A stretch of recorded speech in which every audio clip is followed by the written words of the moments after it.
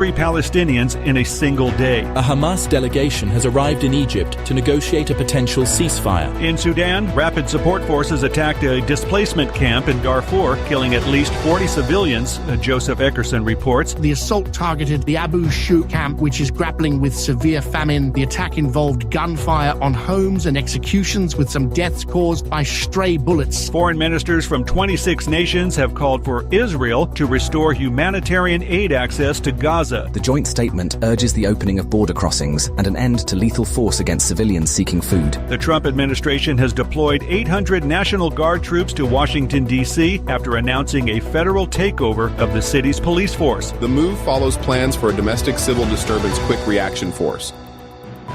The opinions expressed on this program are those of the host or guest and should not be interpreted as statement of fact. Independent fact-checking and corrections are encouraged. Can we get a cup of coffee in here, please?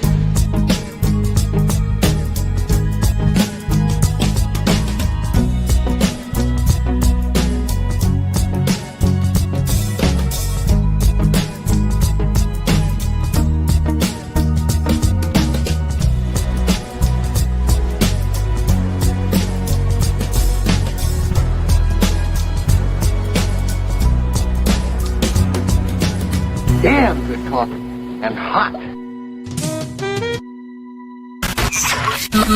My dog is your mind's best friend. Will I say no? One of these days. My dog is your mind's best friend. Wake up, America. You've got a dog that needs walking. That's right, sunshine. Just put on a big pot of strong coffee and get ready to type your little hate mail with your opinions about kumbaya and flat earth insanity. Stand-up comedy? You want stand-up comedy? Well, we've got sit-down comedy. It's time for Coffee with a Dog. You make me laugh. Yeah. Somebody better make me laugh.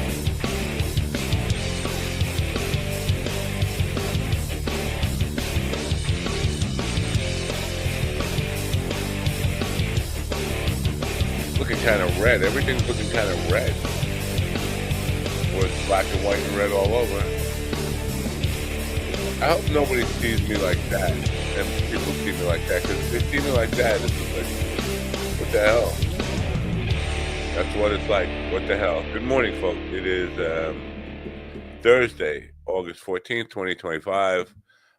Good morning to you, and thank you for being here. This is a show that has turned into two old men grumpily. I'm not sure that's really a word. Grumpily discussing current events. That's what it is. There's nothing new here. Still no guests. I mean, I was going to have Jackie on. I got in touch with Jackie last night. It turns out he's busy, and he gave me a can't make it queer. So at least he called me a queer. So there's that.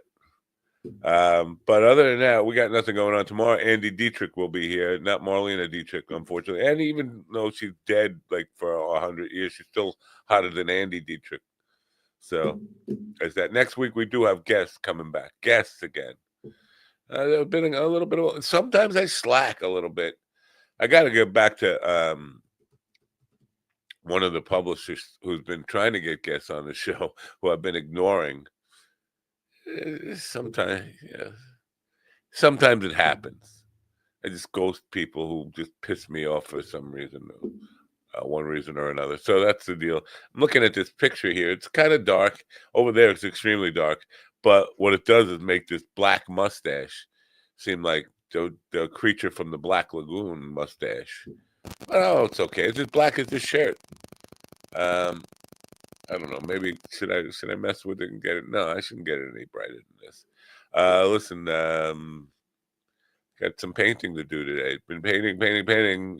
Did a music show yesterday, which was kind of weird because I was returning to a scene that I've talked about before, where I played a guy to death, played a guy off to the light, And it was reminiscent of that scene because I was at a VA place, and the rec aide, the rec manager who books me there, she wasn't in, and so nobody knew I was coming. And I started off, what do I do? I go into an empty room and set up? Yeah, do that. Okay, so I did, but then that empty room had that guy's empty chair right there. And I was just thinking about that moment. And I started to play the song I played while he was leaving this world. I don't know why, but it was kind of bringing me back to that moment. It's like 15 years ago now. But it reminded me, that's always going to be there. It's always going to be there. And the day was pretty much like that. So I had no rec aid in there, but a bunch of vets being wheeled in. They enjoyed the show. One guy was singing along with me. He was hidden behind a pole, so I couldn't see him, and he just kept shouting out lyrics and stuff in the wrong place. But still, so it was not as much fun as painting with a bunch of hot 23-year-old girls or something. It's not the same. Anyway, GD's here. At least GD's here. I can't believe I used to do this show alone, and then I added Kiara for a period, and somehow Willie glommed his way into this stuff when Kiara left. And then I got used to having like 4 dudes, 3 dudes and me, with Steven and Ron, and now they've gone away. I don't want to say I miss them. I don't fucking miss them. Not in the sense that, it's just, it's weird now. I don't know what to do with just 2 of us. Like, what would you? How's your dentures doing, old fella?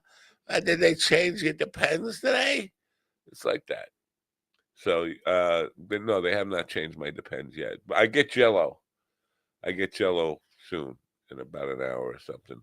Let me just play a commercial so I can bring GD in here. We could talk about my dentures and stuff like that if I want to talk about my dentures. What if I don't want to talk about my dentures? What are you going to do then? You don't even know. What do I want to do? Daily High Club? Is that what I want to do?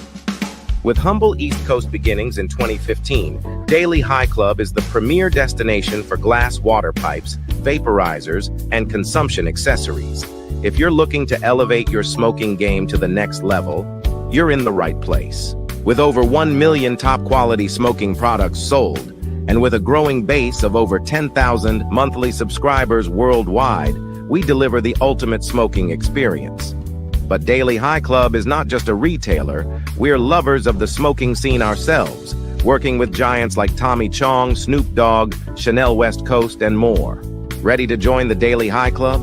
Let our experts curate your collection with our awesome El Primo monthly subscription box, or grab one of our fun and unique pieces from our smoke shop. Click the link in the description below this video to get this party started now.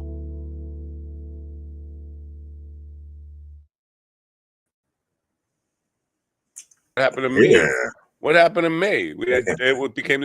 You knocked me out. You put me out on purpose to do that. No, actually, I didn't. You did.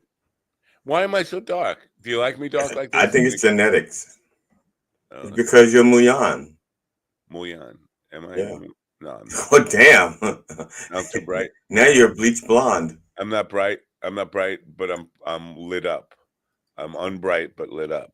How about this? Is that better? That's a little better. Let me check over here. How are you? Did you have a good day? Remember when I was the one who had the color issues when we started? Yeah.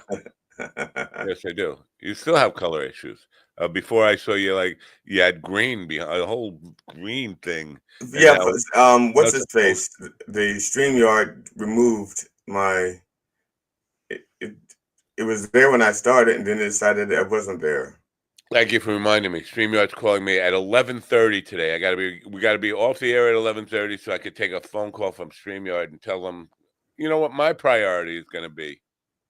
I should have sent you something. Damn, I forgot I was going to send you something. Hook me up with something that can take phone calls so that everybody can participate, even if they're remote, so that they can talk to the person on the line. Make it simple and get it done by tomorrow morning. That's what I'm going to tell you. Okay. And then create folders so that we can divide assets by show. Yeah. There you go. That too. Uh-oh. What I just do? I just broke something. I'm breaking stuff all over the place.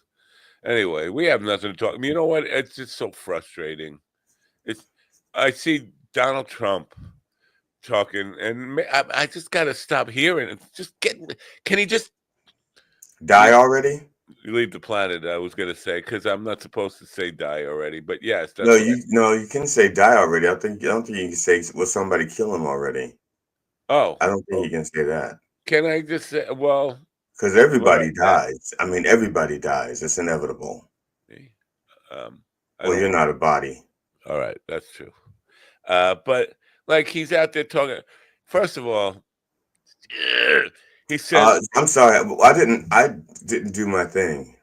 Oh, you didn't do your thing. I forgot. I didn't do my thing. How did I miss the thing? Because you didn't introduce me. You didn't say my best friend of 900 years. Because I wasn't in the room. And you were in the room without me. So, ladies and gentlemen. And I was getting ready to do that, and then you popped back in. I'm sorry. I suck. Ladies and gentlemen, in the room right now is my bag of marshmallows that I got for free and GD Fenderson. Good morning, America. MindDogTV.com. Those of you who've tuned in to see our interview with Shane Gillis, I apologize. Shane's a no-show. But you still have me and Matt. Wait, come back. Go to MindDogTV.com/merch. No. Enjoy the suffering and support your local mercenaries. You didn't do that right. I got a marshmallow there. Oh, so I didn't do it long enough so you could. No, you got to go. You got to reference the movie Shane because you said Shane Gillis. He's got come back, Shane. Come back. I didn't look. I had 20 seconds to think of something to write. All right, that's fine. Whatever. And I probably, if I had 22 seconds, I probably would have remembered that reference. Yeah. Or Toby Gillis reference. Dobie Gillis. Dobie Gillis. Yeah. Well, I never saw it. I don't even know what Dobie Gillis is. You don't know what this means? No. I thought that was from The Thinker. The Thinker is in Dobie Gillis. Like they started the show every day, showing the statue of the Thinker. But somehow this is 1961, so it's very good. They had the real Thinker, the statue, and then it morphed into a guy who just went and looked at the camera. I don't know, Dobie Gillis opening. I don't know what that was all about even. Wayne Hickman.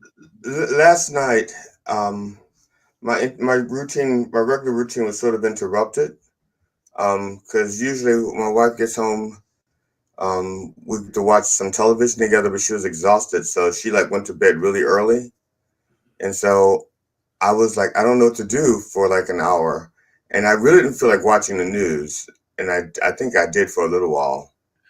But it was too much time for me to watch Mark Maron's special. I have Mark Maron's special recorded. Oh. And it's too much time for me to not enough time for me to watch that. Not enough time for me to watch the Goodfellas. And so I started to work on some comedy stuff.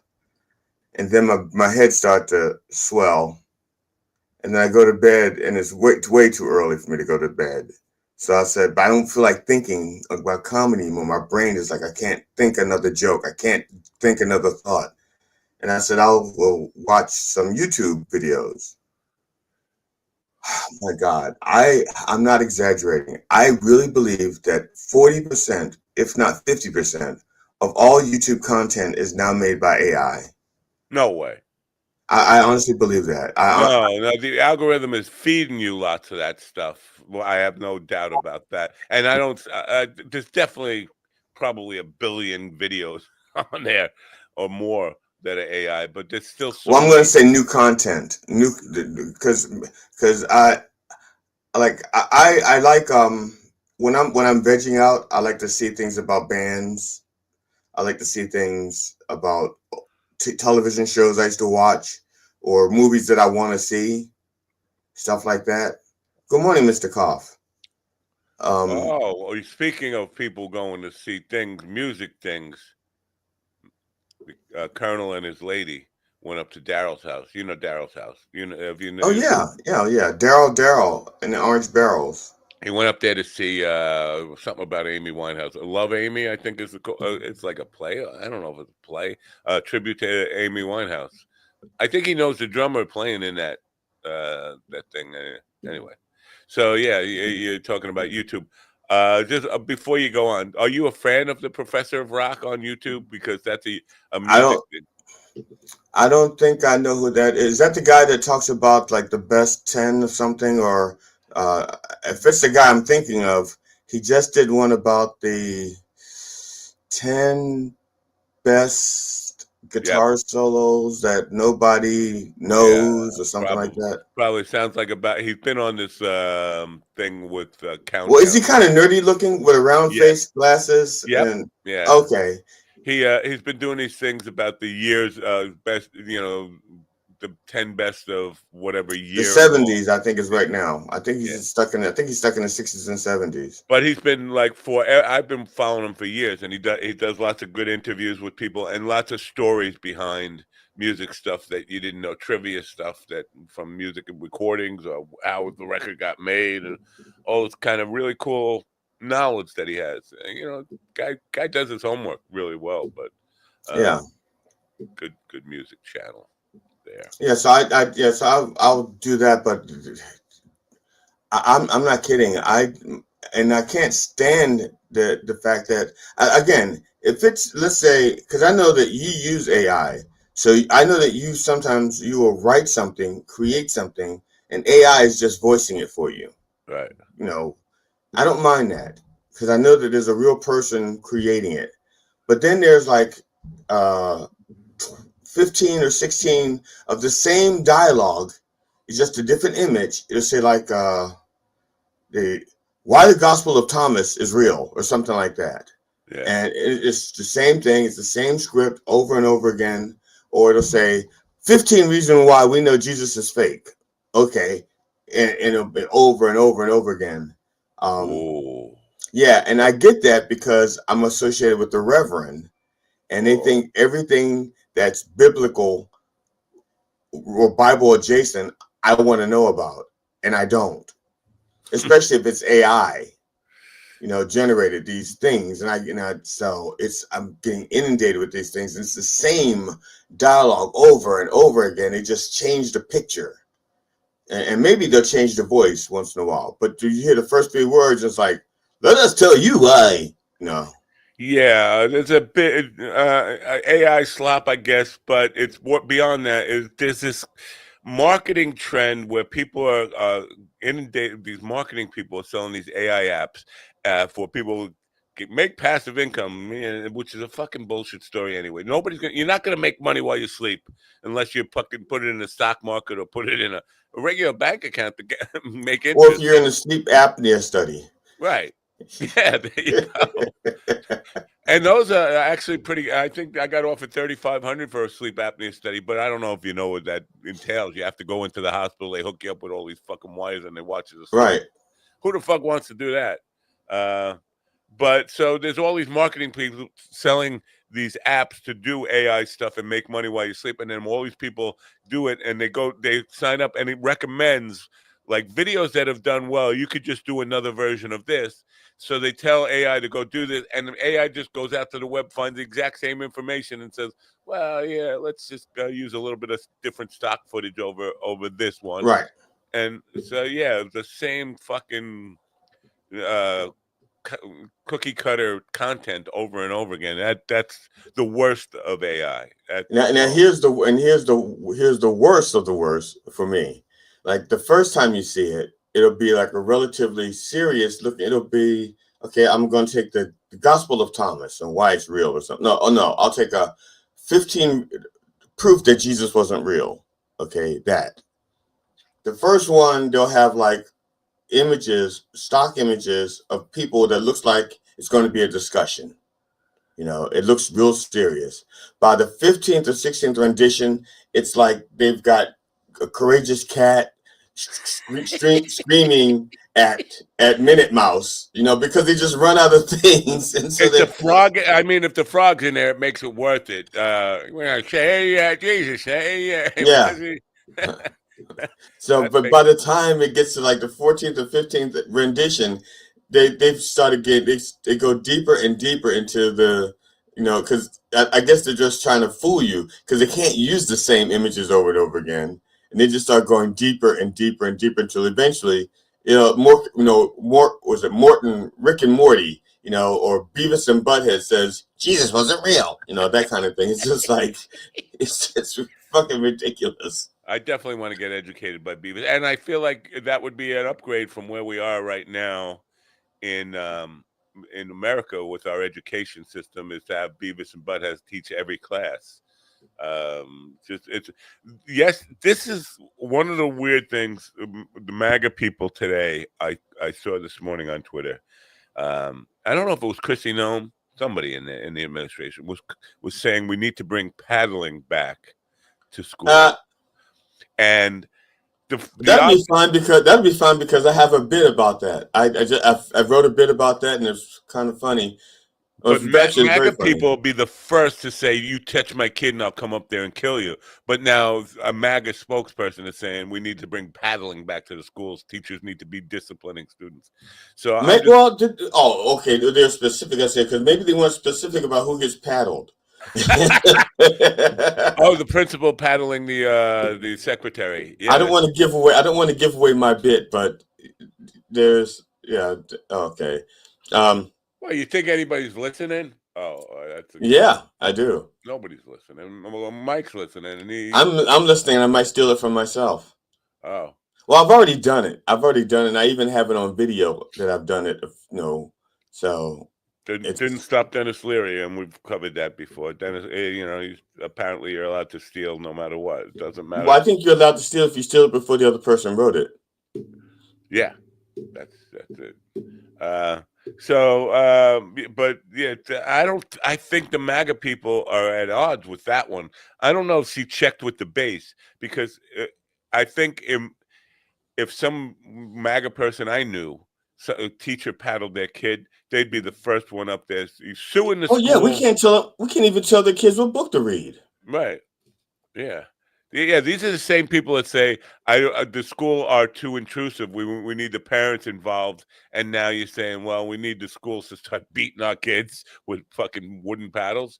I think you better check with the base on your talking points. I think you're getting a little mixed up. That's all. Well, I think they just need a distraction. They just got to throw anything up there and anything. They probably just went online like I did, so I can't sleep. And then they just see all the shit and they go, okay, we'll throw that out there. Or who knows? Or maybe Trump is going online and he can't sleep, because we know he can't sleep at 2:30 in the morning. No, but usually he's yeah. But this morning again, I gotta stop, man. I'm like an addict. I can't. I keep telling myself, stay off Twitter. It's just gonna make you angry. And I get up, and the first thing I do is I fucking check Twitter. Why? What's wrong with me? It's like I need my fix of anger in the morning. But this morning I got Trump saying trillions of dollars are pouring into our country. Oh yeah, yeah. And I'm like, the followers that still haven't caught on, because all these companies have said, and Bassett, or Besson, whatever his name is, and Lutnick, Bassett. They've all been on Fox News and admitting that American companies are paying the tariffs, and eventually they're not going to be charitable with this. Oh, we'll pay the tariffs and just keep the prices the same. And prices are already going up, but not like they are going to go up when these companies just say, and it's not trillions, it's 24 billion so far. And so that's a long way from trillions. And we're paying it. Americans are paying for the goods to come into this country. American companies are paying for it. Eventually those companies are going to charge you. And when they figure this out, they've already started charging. They're just not charging as much. Right. So, but will the base ever figure out, hey, Trump lies to us? Will that light bulb ever go off? Like when they get home and their pockets are fucking empty, when they go to the supermarket and they say, wow, that cost a lot of money. Are they ever going to figure out that Trump's lying to them? How long can you get away with that? Just continually lie with them and they don't figure it out. But that's the Nazi playbook, though. The authoritarian playbook as well. Is like, if you get caught lying, lie bigger. Just lie bigger.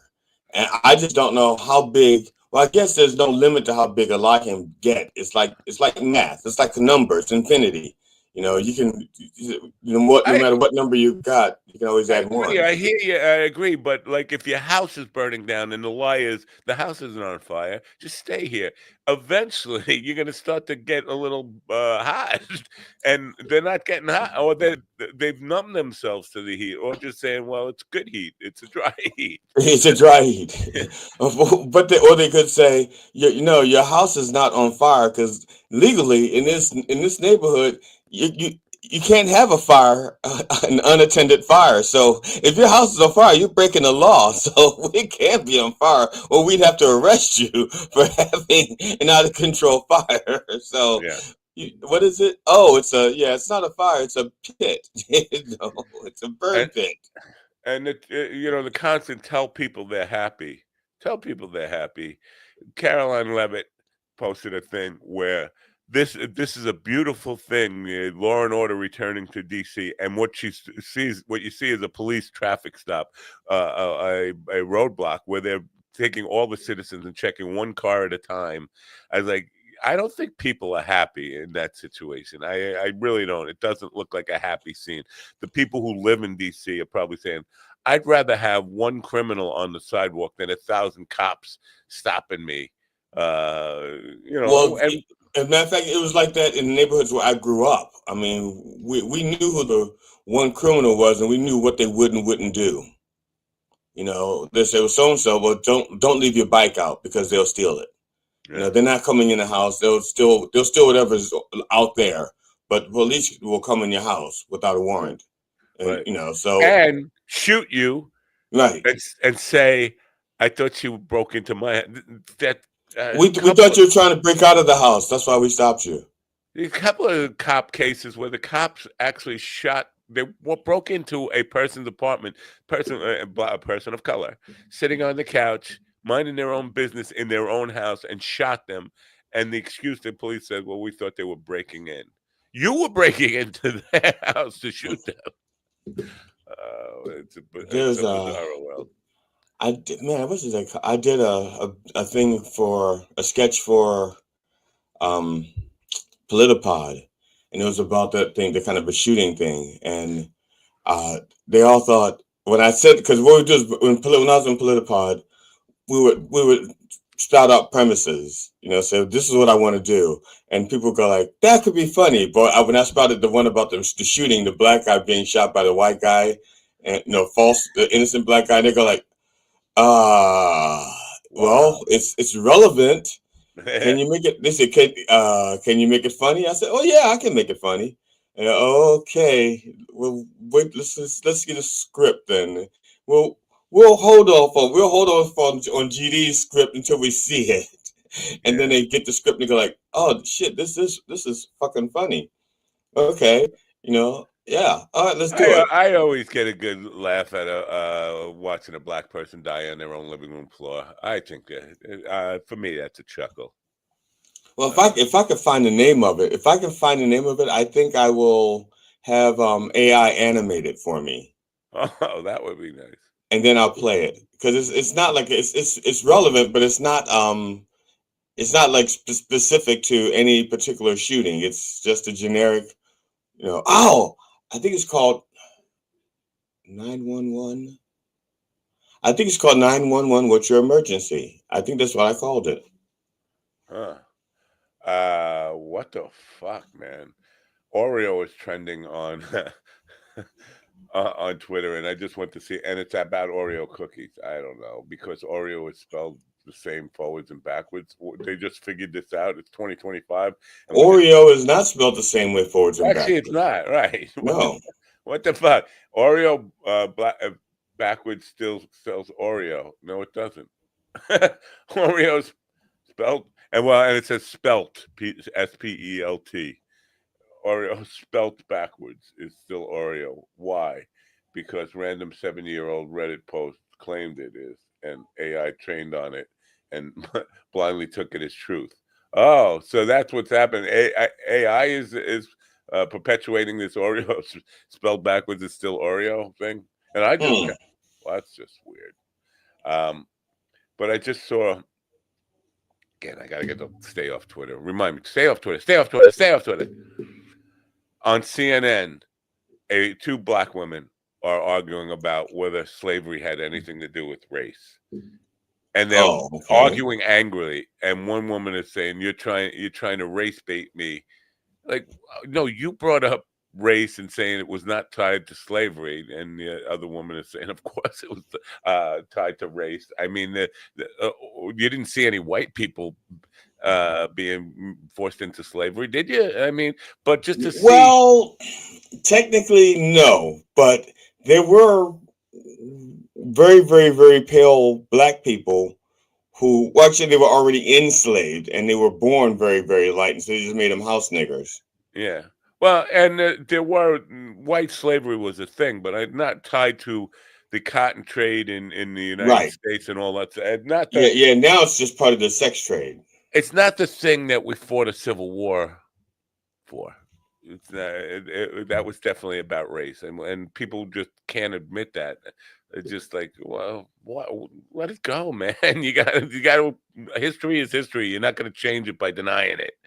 So it's that. Rogan, and Joe Rogan could suck my dick too.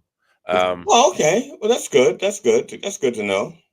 He says the woke mind virus, the wokeism is a mind virus, which he's getting. He said it's a cult, and these people, it's just infecting everyone with their Marxism and their woke beliefs. I'm like, can you even define what the fuck you mean by that, you little fucking midget dwarf? Midget dwarf coward, I should add in there. But according to him, now I think we covered this enough, but he thinks that wokeism is about trans people and bathrooms. I would never describe myself as woke. I pretty much describe myself as a dope. I'm a dope, not woke. But I don't know people who actually go around calling themselves woke. I think maybe one white guy from Alabama was saying it at one point, like, I'm woke, I'm fully woke. But none of what even the right wants to paint wokeism as has anything to do with wanting trans people in the bathroom or Marxism. And I just nobody can ever dare push back and say, well, define Marxism, you little fucking retarded dwarf. And I would be curious to see how he did that. Like, what about, because that whatever, Madami, whatever is running for, and he seems to be full on socialist, not just social democratic, social democracy. He's I think a full on socialist, running for mayor in New York. Right. Is that the reason? Is that the reason they say it's all about Marxism? I don't know. It's baffling. Well, most of the times they don't know they don't know the definitions of the words they're using. They just know that a word has a certain emotional response, and if to get that emotional response, they'll use the word and then twist the circumstances to match the word or the emotional intensity. Yeah. So to say that, just to come out and say it's a mind virus, they're in a cult. You didn't make up mind virus. That's not you thinking for yourself. That's you parroting whoever came up with that first. I think it was that Gad Sad guy who first started calling it that. He wrote a book about parasitic mind and the mind virus. But so just to be using those terms, you're signaling that you don't think for yourself. I don't think for myself. I don't know. I started working on the propaganda video. Man, okay. Just too much fucking work. It is a lot of work. Oh God, I know what I was going to say. I started writing another parody last night. When you can't sleep, but you don't want to sleep. Now this is what I do. Okay, my brain was too tired to work on comedy, a real set, because that's something totally different. So instead, I worked on a song parody. Well, that's fun. Right? It is fun, yeah. And I'm if I can find it, I will. It's a Johnny Cash song, and it's "I Walk the Line." I did a parody of that years ago. When the movie came out, "I Walked the Line," I did a parody called "I Snort the Line." Well, mine is redraw the lines. Draw the line. Okay. Yeah, and I'm not sure if I don't know if I finished it. No, I haven't finished it yet. So I must have fallen asleep around verse 3 or something. When we were first Yeah, starting, I finished it. Yeah, verse 3. I'm at verse 4 now. I have to start verse 4 and 5. boy, and that's kind of a long song too. I think there were too many verses in the original song. It's just like, keep this, Yeah. when we were first starting the band that turned into the Rocket 45s, it was called the Hound Dogs originally. And we used to give Mikey these tapes, and he would go home and learn them and come back doing an impression of the tape, that like with Johnny Cash, you come back doing a Johnny Cash impersonation, like Right. trying to be like Frank Gorshin or something, or Rich Little. Yeah. And this guy Gary, who was the bass player, he gave him a tape of Johnny Cash live, and Johnny Cash he had the hiccups and he was drunk. And he was trying to find the song in tune, so he's playing along. He's going, trying to hum, and and trying to find a key and all. And he said, "I guarantee you, when Mikey shows up tonight, he's going to be doing the hiccups and the humming." And sure enough, he did. It's like it was fucking predictable. Anyway, yeah. That's funny. What do you know? Oh, well, back when I was actually I was after the band I was in broke up, and I was still writing music. I was still writing music and recording it. I just didn't have any place to put it because we didn't have like the internet yet, And now so I just had my 4-track, and I'm just recording all these 4-track songs. I had this, and I said to myself, one day I'm going to do an album. I'm going to do an album. Of course, by this time I had like almost 100 songs. I'm going to do an album of 100 songs. But I had one song called "Wake Up," and it was a political song. And each verse was something from the headlines. And I was up to 44 verses. And I decided that what I was going to do, because by the time I got to do my first CD, now the internet was like bigger, much bigger, because that was like 92 or 93 when I started my CD, started recording it. It wasn't going to go on the first CD. I said I'll put it on the second CD. But what I'm going to do is I'm going to record the first 4 verses, and then I'm going to put the music alone, just the music online, with the different verses, me singing them, and then people can make up their own version of that song. Just plug in whatever verses you want. So you can make it as long or as short as you want. And also to have the music only, and you can sing your own verses along with it, like a karaoke version. And that was supposed for that one song. And everybody thought, that's a great idea. You should do that. And of course, I never made the second record because that shit's expensive as well.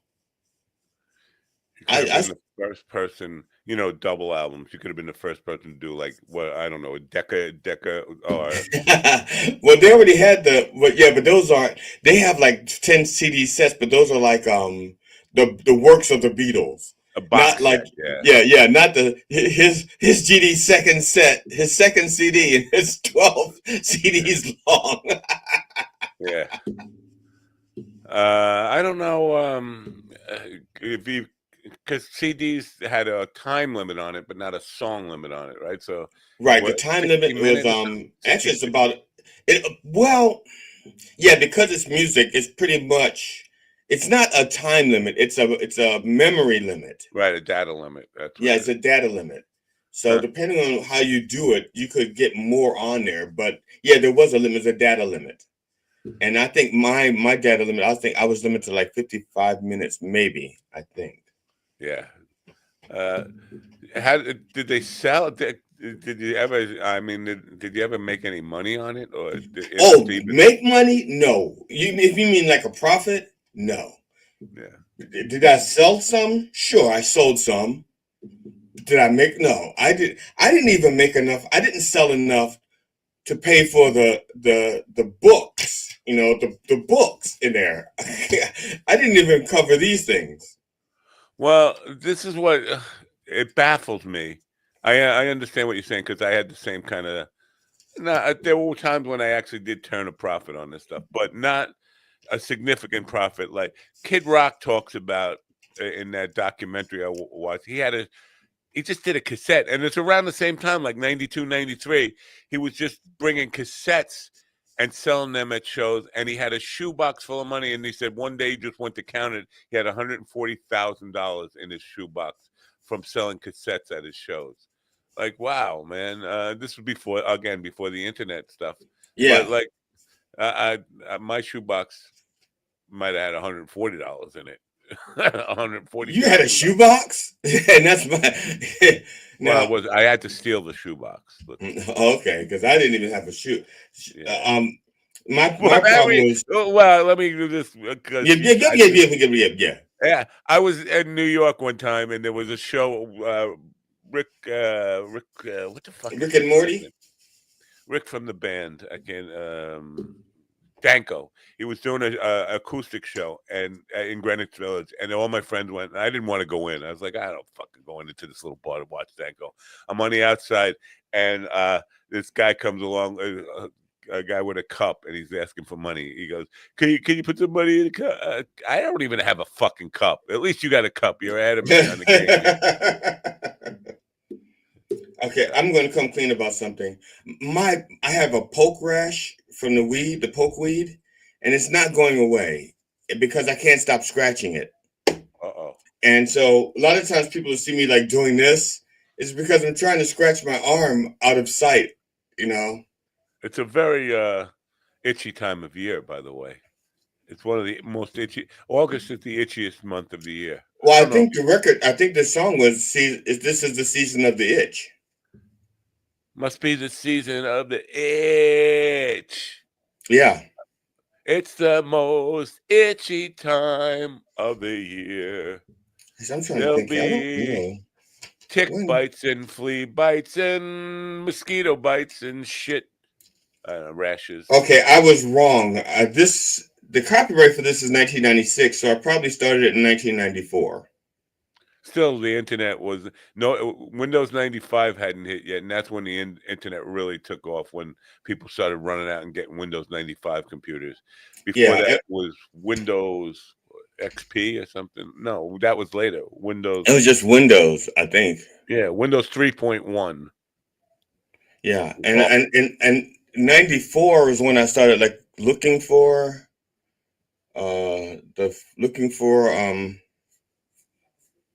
the studios. I finally found a studio, and I was only going to do. Initially, I was going to do 4 songs. Well, I thought I was going to do 7 songs. I said, no, I'm going to do a 4-song EP, and it wasn't supposed to have been a CD. It was supposed to have been just an album. I mean, a vinyl EP, 2 songs on each side. Well, you can't continue on until you explain for the people under 50 or even under 55 what EP means. Oh, all right. Well, EP is short for extended play. That would be like, it's bigger than a 45 physically. What's a 45? You go. You have a band called the Rockin' 45s. Okay. You started. Okay. But an EP is bigger. Yes, I have cortisone. This is cortisone right here. I got it. It's just I need to dry it up, and I think what helps best is like just to rub my. Now I'm sorry. I switched from EP to cortisone. I just need to put alcohol in it and dry it up. You know, and then cut your arm off. Cut your arm off. That would get rid of it. Oh no! I can't. It would get rid of it. No, it wouldn't, because then I'd have the phantom itch. Oh, yeah, that scab when the elbow starts to scab up where the arm used to be or whatever. Yes, yeah. You'll scab right where the arm used to be. There'd be the scab just sitting there. It's not so. Yeah, I don't know. Do I have to explain what an EP is still? Oh no, I think he did. It's longer than a single, but not quite an album. Right, it's the size of an album, physically the size of an album, but the grooves are spread apart so that it takes up the space of an album, but it's not an album. It only has like 1 or 2 songs. Like literally, some EPs were like 1 song, maybe on each side. I mean, not because you had 2 sides, But In a sometimes it was the same song on both sides. Yeah. You know. Yeah. Wow. EPs. I don't think I've ever done an EP. Well, I haven't either. It was supposed to be an EP, but then things were. So we did the first 4 songs, and while I was waiting to we're mixing it down and doing all that fancy shit, I got bored, and so I did 3 more songs. Well, also I had the musicians. I had my friends Phil and Doug. They were the ones I wanted to do it with anyway, and they weren't available to begin with, and so I was going to go into the studio with a totally different band. And at the last minute, they all dropped out. Literally, when I say the last minute, I mean like day of and night of, they were dropping out. And I said, okay, I'll go in by myself. I'll do it by myself. This was in Baltimore or where you are? Yeah, now? Baltimore area. Yeah. I was thinking about recording studios the other night because in my youth, I spent a lot of time in various different state-of-the-art recording studios. And I'm wondering if any of them still exist. Like Skyline Studios in Manhattan. What a fucking magical place. When I was 20, that place was a like Disney World to me. It was just like, look at this. This is what, and even some of the ones on Long Island, Ian London Studios, Tiki Studios, Michael Bona, great fucking rooms, great consoles, all this stuff. And when they all had to go out of business at some point, and everybody getting these home DAW systems, and I'm wondering if any of them, and I don't even know, what do I just go online, see if Skyline Studios in Manhattan is still a thing? Probably not, right?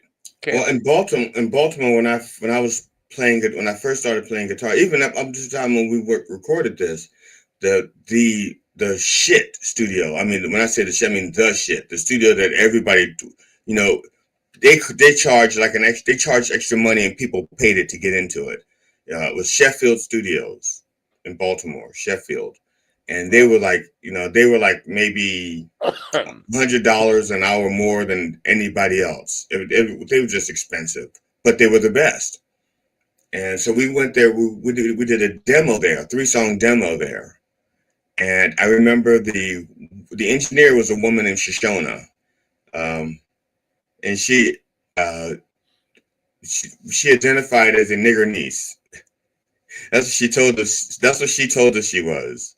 Because we could look at her and tell that she was a mixed race, and we knew part of it was black. We just couldn't tell what the Asian part was. And she said that she was nigger niece, part black and part Japanese. Oh, and so, but she had a huge crush on the bass player. So whenever who has a crush on a bass player? Come on, she had a crush on our bass player. So we wouldn't let his girlfriend come to the studio because we wanted to exploit her like for him. And so she was putting in extra hours for us for free, and all Phil had to do was just remain unattached. She just had to feel like she had a shot with him. Wow. And there was one song that I remember I played the guitar. I did this guitar solo, and she kept saying, I don't know, it's just got too many notes. Your guitar solo's just got too many notes. I don't think the human ear can hear that many notes. And so she says, she says, you have too many notes. People can't distinguish your notes. She says, and so she looks at Phil and she says, can you get him to redo the solo, but just use half as many notes? Wow. And Phil goes, I'll ask. And I was, you ever have such blind innocence and naivety when somebody asks you to do something, you go like, sure, I can do it. That's what I did. I was like, sure, I can cut out half the notes. I didn't know what half notes I was going to cut out. They just asked me to redo it. So I did it. I cut out half the notes and I slowed it down, and Phil and Doug were getting really, really nervous because it was a punch in, and they were going like, they're looking at each other. He's not going to make it. He's not going to make it. He's not going to make it. He's not going to make it. And it was like dead on. And they were just so surprised that, I don't even know why they let me do it. I wouldn't even attempt that as a punch in. I just do a whole new solo with less notes in it. Well, I did a punch in, and it worked out. It worked pretty well. I mean, first of all, I was like I said, the average guitarist will hear it and go like, "That's not that great of a solo," you know. But I'm happy. I'm like, wait a minute. I cut out half the notes I was using, and I punched it in. Yes, that's a good. I did a very good thing. You know, that was really good. But Punches. you know, Whole punching process. I mean, if it's a lot of it is on the engineer and all that. It's just like I hated that stuff. well, Let's on my just do whatever. Tascam Portal One, I could. I had a pedal, so I could punch in. Yeah, You know, you play along, and then you hit the pedal, and then it yeah, records, and then you hit the pedal again, and it stops recording, so you can punch in. yeah. And the same thing with my I don't know what that one is called. I have a digital studio. It's like a 24 track. I know it's made by Roland. I don't remember what it's called though. Roland's. Yeah, I kind of remember something that was made by Roland that I had. That was original DAW. All the DAWs have that now, and but I still don't like it. I mean, I don't know. I'm not a big fan of punching in. Of course, if you do it correctly, it works. But you do like punching out. I've seen your temper. You don't have Yeah. a problem with punching out. It's Not just the punching in. anymore. I used to love that. I used to love to just, and I still dream about just ruining people's faces altogether. Just looked up Skyline Studios. It closed in 1994, just around the time that people started getting the digital studios. I think Digital Orchestrator Pro was the first one I had in 1993. 1992, 93. So I think that was around the proliferation of that. But all these places seem to have closed down. What do they do with all this fucking equipment? And because they had like mountains of really good microphones that were all really expensive. Obviously, the different stands, the drum kits, the baffles, the console, all the monitor, all that stuff. Well, yeah, well, some of it, I could like. I think that some of it.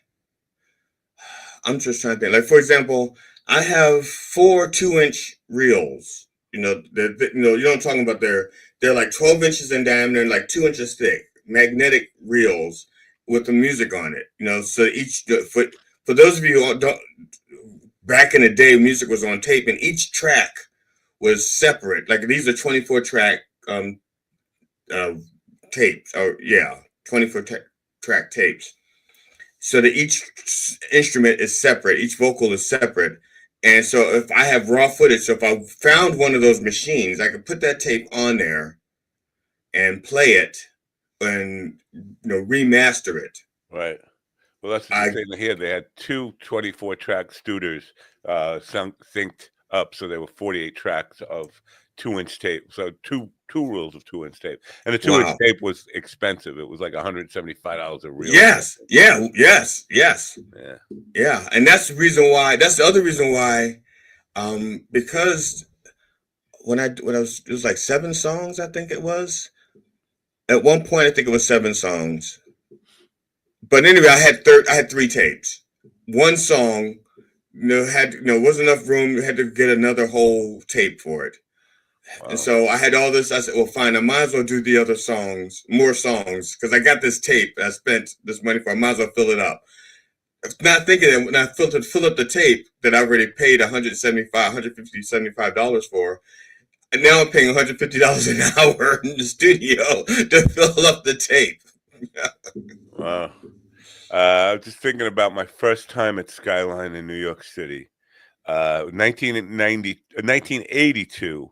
We were working at Michael Bona's studio in Garden City, and Michael Bona knew this guy, Paul Schaefer, who used to be on Saturday Night Live. He was the keyboard player on Saturday Night Live, and now he's on this Late Night with David Letterman. He's the band leader on that. We can get him to play the piano part, because this was really a ballad that really needed like a really good piano player on it. So we said, but we have to do it in the city. We have to go to Skyline because he's not coming out to Long Island. Okay. And there was no grand piano at Bonus Place either. So we get to the city, and we come in, and Schaefer is there sleeping on the couch when we walk in, and I put in a demo tape. The demo tape is just guitar, just an acoustic guitar and a vocal, and we put that in, and he gets up, he's still like in a fog, and he takes out just a blank piece of paper, he's drawing a staff on it really quick, and as we're playing the cassette, he's writing out piano music from a demo tape that just has guitar and vocal on it. He's writing out a complete staff and doing it like so fast, like a machine. Like, oh my God, what kind of ear does this guy have? And he's putting in like little notations about dynamics and all that. And holding it, volume, Then he went into the studio, and man, he was sitting again. He just woke up, and he's in a fog, and you see him, and he's just sitting there, like, and the track starts, and he starts playing along, and then all by the middle of the thing, he's like jumping up and down. He's like all over this fucking thing, being really dramatic. And then he comes in, and we were like just blown away, and like, wow, that's perfect. He goes, no, there's one little nuance. I want to do it again, like. And they kept playing the part. Like me and Dana, who's the guitar player that I was working with, we're looking at it like, do you hear the part that he said, no, rock ballads, man, you got to be, there's the hardest thing to play, and every little subtle nuance. Yes, that's perfect. And the one thing was throwing him off, and like, we don't hear it, man, but if you want to do it, and he went in and did it again. And then we went out and smoked a joint with him. And then you all, after the joint, you could all hear it. Yeah, well, no, we smoked. What was remarkable about smoking the joint? Like, I took a hit, passed it to Dana. Dana takes a hit, passes it to him, and that was where it stopped. And he smoked it down until his fucking fingers were gonna burn. I mean, it's like, oh, you take a hit, and then it's his for the next 5 minutes or something. Like, wow, look at this guy. And then he went and did the show that night. We were home watching the show, and we're like, does he look stoned to you? How long after we smoked that joint with him? But yeah, so Skyline Studios, fond memories of that place. But I think I'm wondering if I did a search for active Long Island students. There's got to be some people that are still doing that, but it's not like a real business. Used to be, you could throw a rock in Long Island or New York and hit a recording studio. I don't know, Long Island recording studio. Well, we had so Sheffield was the place to have it. And there was one place in Columbia. This guy opened up a studio, and it was basically just 8-track. It was just an 8-track studio that he opened in Columbia. I think it was called 8 Ball. I think it was called like 8 Ball or something like that. And so people would, a lot of the local bands would go there because they couldn't afford Sheffield. But they wanted a demo, and they would go there. And but by the time I thought about going there, I think I bought my Tascam Porter 1, which is what I think he was actually using for his 8-track. And when he first started, I know he started with the Tascam Porter 1. That's how he started. Yeah. He started the studio with the Tascam Porter 1. It's a gateway drug. Yeah. Yeah. Definitely were. More people started recording studios by starting on a Tascam Porter studio or something. It was a. Well, there were two different portable ones back then. There was the Tascam, and then there was TAC. Well, there were three. There was Tascam and TAC, and then Fostex came out with a line. Right, Fostex, right. And then Mapex, and there were lots of like. But at one point, in the very beginning, I think there was only two, and I think it was Fostex and. No, maybe it was TAC and Tascam. Yeah. But yeah, Tascam was one of the two. And the other one was not quite as good. It only I think you could only do 2 inputs at a time. And with the Tascam, you could do 4 inputs at a time. BG says BG 254. I think there's a different BG with a different number on the back of it. BG 254 says, "I'm absolutely annoyed at people's demos. What about them?" That statement is a little provocative towards like the curiosity on what about them. Is it the sound quality, the production value, or what? Yeah, because I'm about to annoy you. I'm going to pull up one of my demos and play it for you now. No, if you could, that would be interesting and would kill some time here. But so I did It's not a video though; it's just audio. That's fine. But I pulled up a search for Long Island recording studios, and here's what I get. And I think you'll find this somewhat amusing. Long Island podcast studios. Long Island, there are a billion people are doing podcast studios instead of recording studios. I'm wondering how they do on business. Because I know there's a lot of podcasts, but most of these people are doing it on their home. They buy their own equipment. They buy like microphones and stuff, and you're set to go. Do you need a recording studio for that? Long Island Podcast Studio.com. I shouldn't give them plug the Mix Palace Mansion recording for podcasts. Studio 631 podcast studio recording. Everything's podcast recording studios. That's a business model now.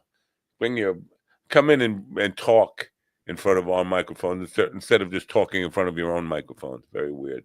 With rappers, they sit hanging out playing old thoughts, acting silly. They sit there hanging out playing old thoughts. Old thoughts? Okay. You looking for something to entertain us with? Well, actually, I found it. I'm just trying to figure out the best way to share it. You could open it in a browser. If you open it in a browser. Yes, I think I'm going to. I think I'm going to open it on my computer, and then maybe share the screen. Yeah, you could do that way. But I have to think about it. Welcome to Boomer Technology Corner, ladies and gentlemen. Every day, where two old men try to figure out how to share stuff. All right. Well, I'm going to try to share the screen, because I remember last time I tried this, I didn't have the what's it called? The thing. That's what it was. The thing. I don't know what it's called. I don't know what you're talking about. Oh, I didn't know how to the sound. I didn't have sound, I think. Oh yeah. To share audio, share a tab or screen instead. Okay, right. Okay, well, let's see, because I don't know. Well, let's try it. Can you hear it? No. All right, well, let me know. I don't see it. Why don't you just open up a new tab and share that tab, a browser tab, because it will, if it's an MP3, is it an MP3? I think it's MP3. Let me see. So you could open a new browser tab, drag it into there, it will play on that, and you could share that, and the audio definitely will work then. Say open a new browser tab. Yeah. And then drag it. Stop sharing. Stop sharing. Drag it into there. Where's the heart of gold? Heart of gold. Heart. She got a heart of gold. Girl's got a heart of gold. Boom. I get in the spinning wheel of death, ladies and gentlemen.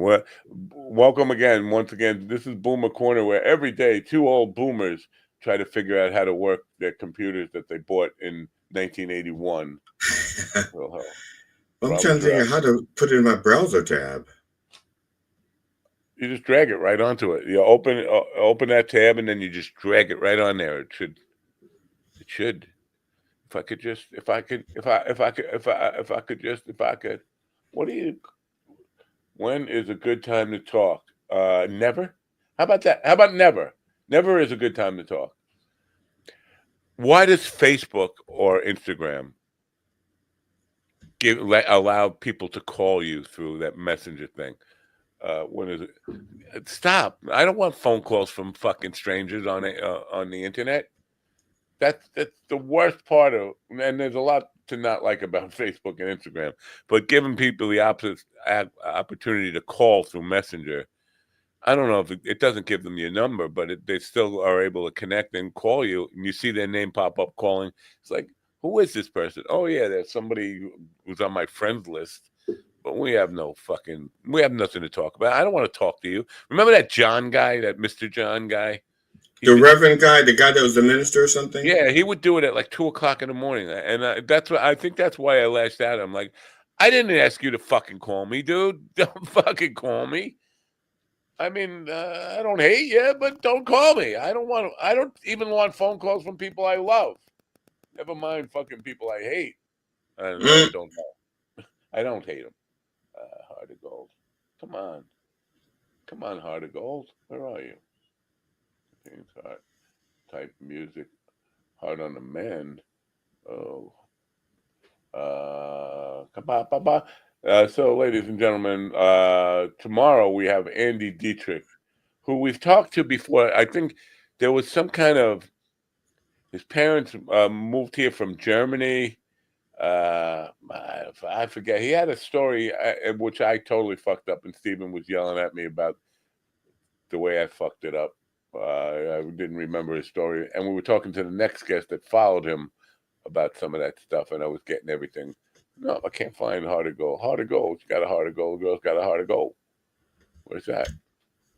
Where's that? Who got a heart of gold? I ain't got a heart of gold. It's funny. I thought I had it over. I thought I had it on YouTube, but I guess I don't. Wow. But I'm confused. You named it wrong. The song could be called like I don't know. I took a shit on a Tascam one day. That's what you named the file. Well, I can't figure this out. All right.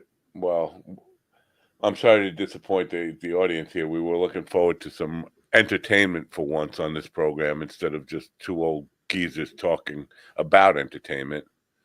Yeah, so there's that. It's not an MP3, it's an WMA. Oh, Windows Media Audio. Yeah. Boy, is that still a thing even? I don't know. Can we stop with the spinning wheel of death, please? Fucking man. Yeah, so it's a Windows Media Audio, and I don't know what else how to. Oh, well, Windows Media Audio should play in a browser tab too. You just dragged it in there. Just drag it right into it. Drag it. Well, I guess I don't know what you mean by dragging it into the browser tab, because to me the browser is like Chrome and shit like that. Well, I bring the browser down to less than full screen, and then I will just take from the desktop or wherever it is on a drive or something, and just literally just drag it with the mouse and put it into the tab, and it starts playing. And that works on Windows too. I don't have a current Windows machine, but I've worked on Windows in the last couple of years, and that works. It's not like a Mac thing. You just drag it. Dragging onto a browser window is like my favorite way to just shortcut and not having to open a file. Just do it. See this? Ladies and gentlemen, if you need your 14-year-old to learn from me, I will be happy to provide. What is it? Oh, Michael's, my paint order is ready at Michael's. I got to go pick up my paint order. You leaving now? No. I don't know. I don't have a paint party today. I have one tomorrow evening. I'm looking forward to this. I thought it was in Roosevelt. It's not Roosevelt. It's in Dix Hills. It's a whole other Long Island. And now I'm thinking it might be fun. What's the occasion? Like a bachelorette party? Oh, bachelorette party. Yes.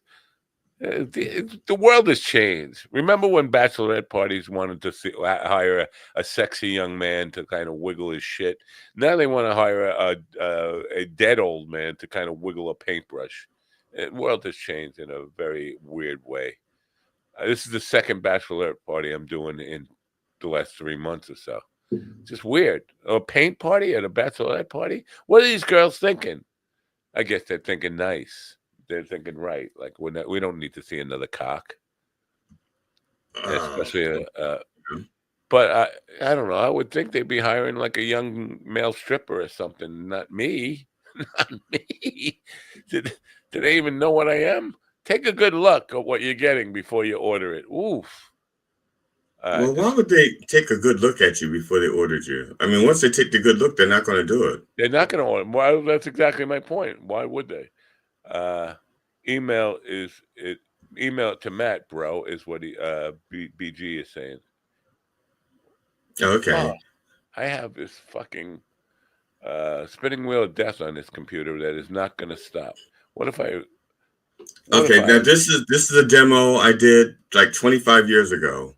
Now it's going to be in the it's in our assets.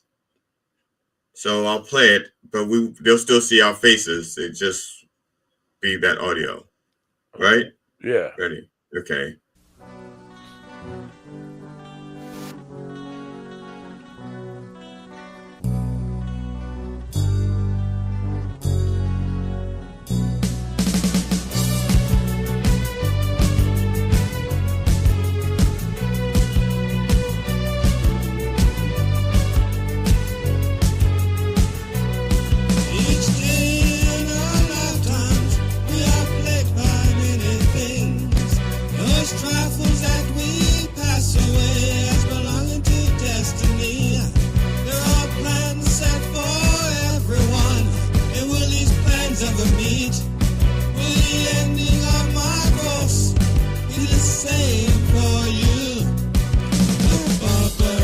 lifts a finger as he shaves a woman's head. Mortician realizes all his friends are dead. The world is spinning faster as they move close to the sun. Soon, only memories remain of what once was.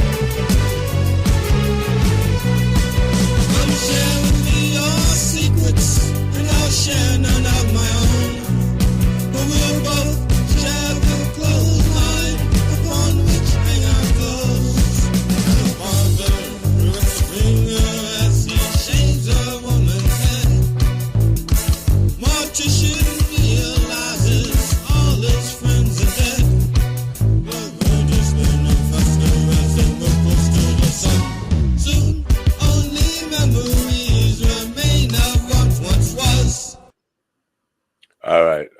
What year was that?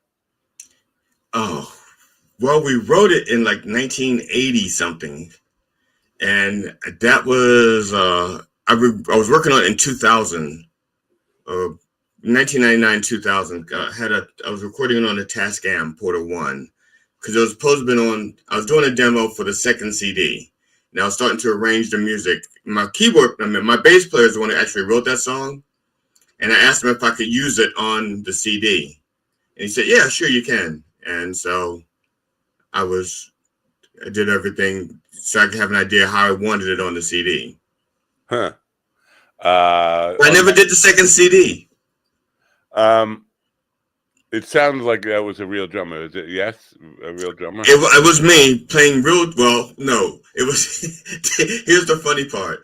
I didn't have the drum set anymore, so I had a keyboard with drum sounds. So I was doing everything like this. Yeah, what a pain in the ass. What a pain in the ass that is. Yeah. What kind of keyboard was that? Do you know? Yeah. This one here. It's a Yamaha something. Not a DX7. Could be PSR 730. Oh, wow. This is from 30 years, almost 30 years, 25 I think years? so, yeah. Wow. I can't believe you still have a keyboard that works from that, because I... wait till you see the one I bring home. I bring it home Saturday, if I remember. My friend Doug has a keyboard. It's called The Source, and I think it was made by Moog. And it was back when he had it since like 1979 or 1980, maybe 81. Damn. All I have that is that old that still is worth anything is one of those spiral guitar cords, the cables that is like the old phone cables. That's the only thing I have that still works. That is like that. Wow. Well, that's my problem is like, because this keyboard still works. I never bought another keyboard, but this keyboard is so old it doesn't interface with anything. You know what I'm saying? It's like, doesn't even have MIDI jacks out. Well, I think it has a MIDI output, but the computers don't come with MIDI inputs anymore. They changed. There's an adapter that has the old style MIDI output to USB. I have a couple of those. Right. I just saw those because I was looking for an interface for my microphone for my laptop. I came across the MIDI interfaces. And so, which means I have not used the MIDI on this thing for like 30 years. I have to get the book out and learn how to do it again. But if that's the case, then I can get the music off of I have a digital studio, my 24-track digital. I have one song left on. I have one song on it that I have not taken anywhere because I want to take all of the tracks separately so I can remix it in my computer. And I think and right now the only way for me to do that is to take each track and play it like in through an input on my computer and then sync up the 24 tracks later. Wow. Hard to go. It's got a hard to go. But hello, Ann, and hello, Sunshine. Let's see. Can we do this? I'm still getting this fucking spinning wheel of death. Yeah, but that was my bass player wrote that song in like 1981. And that's Let me back this up. I want to play a demo. This is done on a Tascam Porter 1. It was right around the time that Jazzy Jeff, Will Smith was doing that, the Fresh Prince and stuff. And then there was this Jazzy Jeff guy who did, he was doing samples. He had a sample from, I Dream a Genie in his song. And this guy, Dave Devine, who was like my brother's nephew or something through marriage or whatever. He came to me, he was a kid and he wanted to do a rap song. He had the rap, he didn't have any music to it. He just had the words to it. And let me see if I can play this, share this tab. Share screen. Share screen. This won't take as long as GD took. This is called Heart of Gold.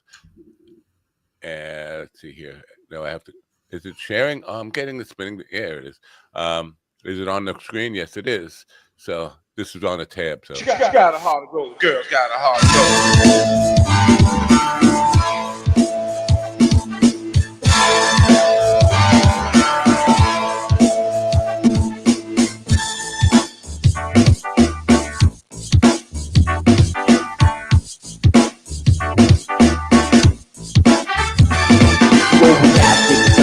You and my mother, but girl, don't you know you can't tame a wild brother? Cause I never believed that I needed your help. Tried to take the whole world out by myself, but time began to change. I felt the rain.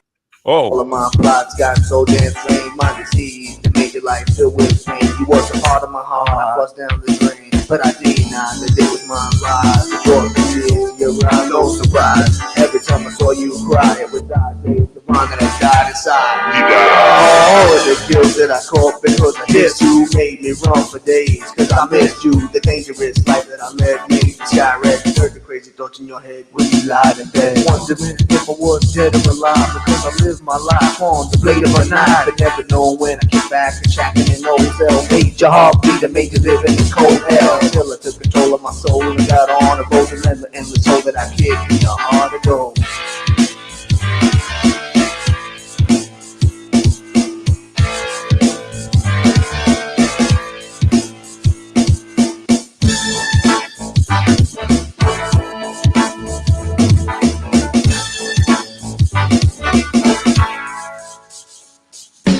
Girl, you're the one for me and I need you. Far from a sweeter I love and believe you. Cause you made me feel like a baby in a bubble bath. Came to Davy to save me on my trouble path. That's why I need you by my side. To love as a whole and to give me a sense of pride. Without you, darling, I'll be starving like Marvin. Out on the streets, wheeling, dealing, and robbing. Life with you is far from being boring. Meld together just like a love story, like a book or a novel that broke the mold. I grab a hold, damn, you got a heart of gold.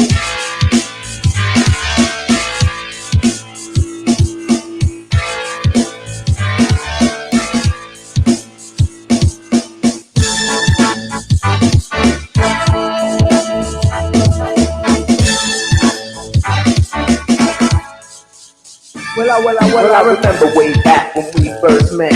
Started when I came to myself, made a bet. He said, I'll give you 100 if you pull that lady. But all of a sudden, the sunny day got shady. I shook at the knees and my palms got sweaty. Knew from the moment that I was not ready. Look back and shine, bounce back on my feet. So I kicked a little rhyme, used to bend the benzito. Rolled for a while, started feeling bold. And I knew right there you had a heart of gold.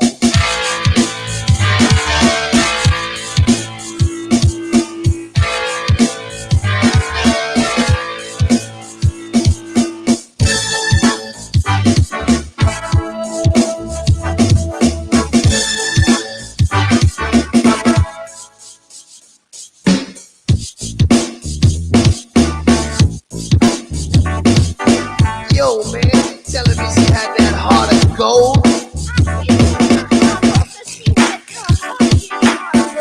No way.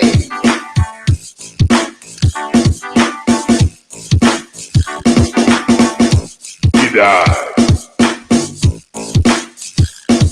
He died. He died.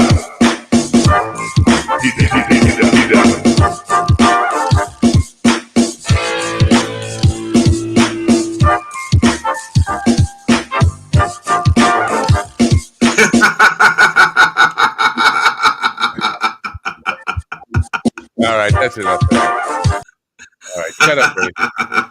So the idea was that whatever Jazzy Jeff had the thing with "I Dream of Jeannie," I was going to go with "Bewitched," and but they didn't get the reference. They were too young for that. I think they were like 13 or 14 when they were doing that.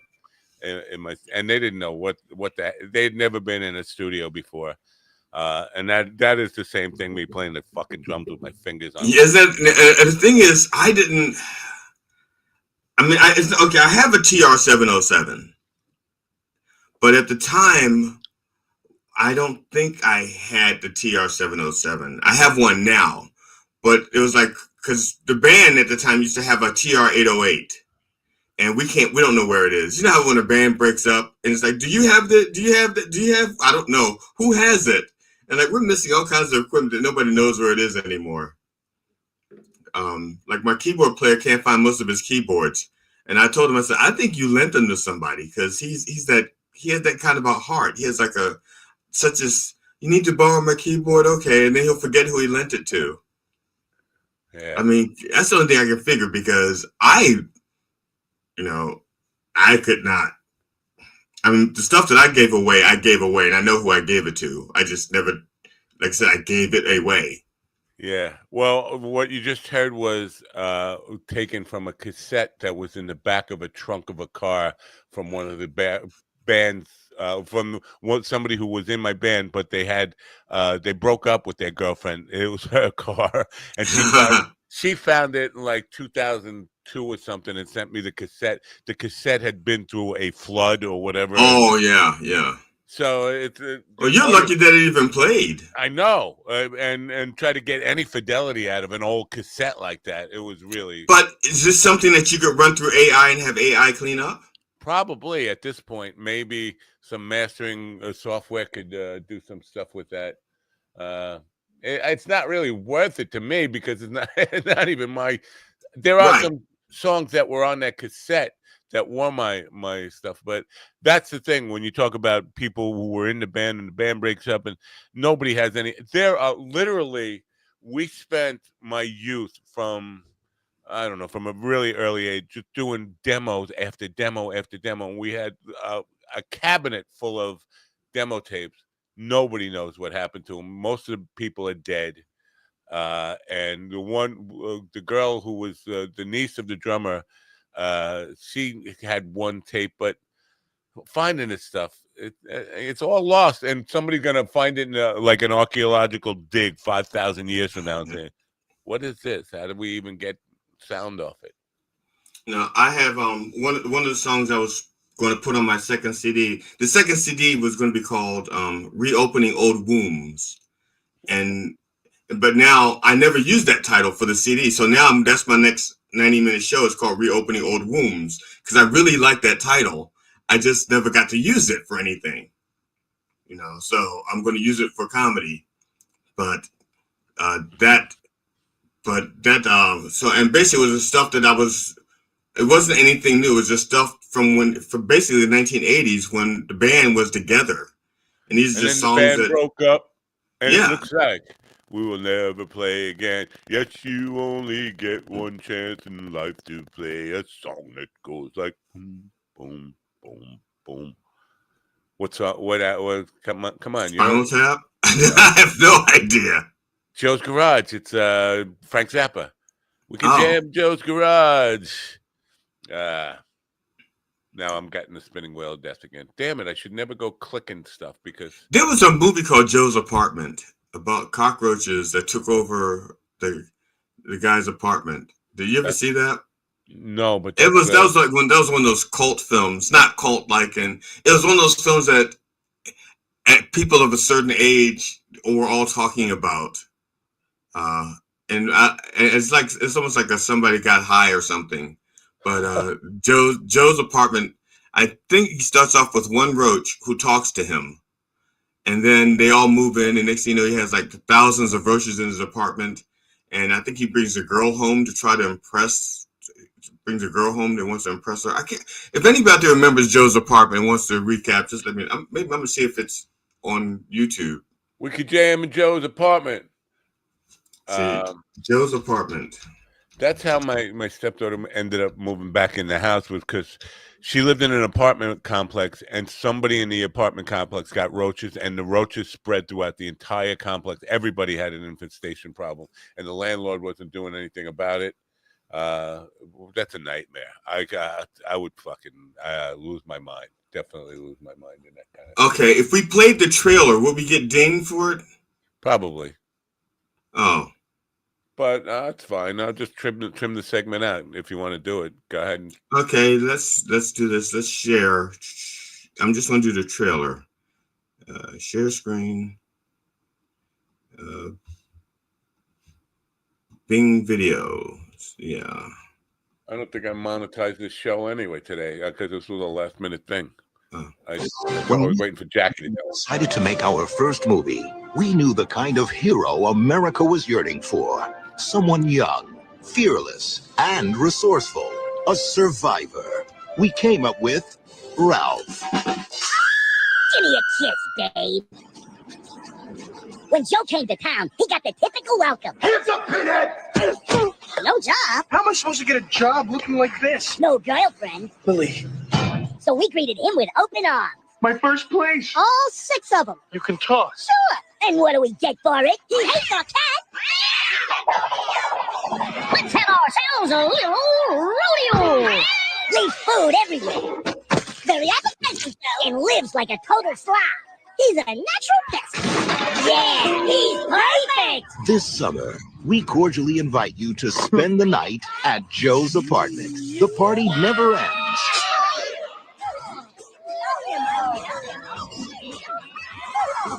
The dates never stay. I wouldn't mind fondling her. Personally, I'm a leg man.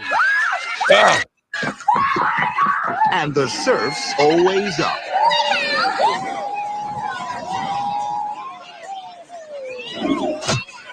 It looks like that guy. Joe's Apartment. Sex, bugs, and rock and roll. What more would you expect from MTV? What do you say we all go Oh, out it's to an the MTV snack bar? production.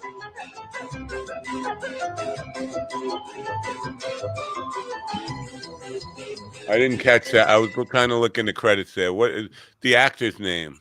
I can't remember his name now. Is that the kid who was the chubby kid in Stand By Me, who grew up to be kind of like a female heartthrob there for a while. I will look. I don't remember his name. I mean, I don't, because I don't remember Stand By Me. The kid who said, "You guys want to see a dead body?"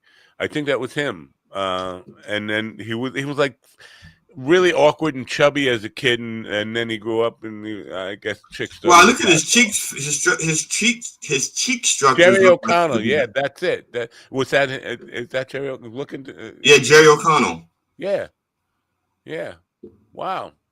So he was doing quite a few movies at some point at that point. So it didn't say what year. MTV production, maybe 19. I didn't know Pepper from Salt and Pepper was also in it. Wow. All right. What was their thing? What was their biggest thing? They did a thing with Snoop Dogg, right? Snoop Doggy Dogg. I don't know. I don't remember. I'm too old. They take me out to the ball game. Take me out. Now, have you ever heard of Frank Bello? Sounds familiar, but I'm not. Apparently, he's a bass player. It looks like he played the Stick Up Man or one of the Stick Up Men.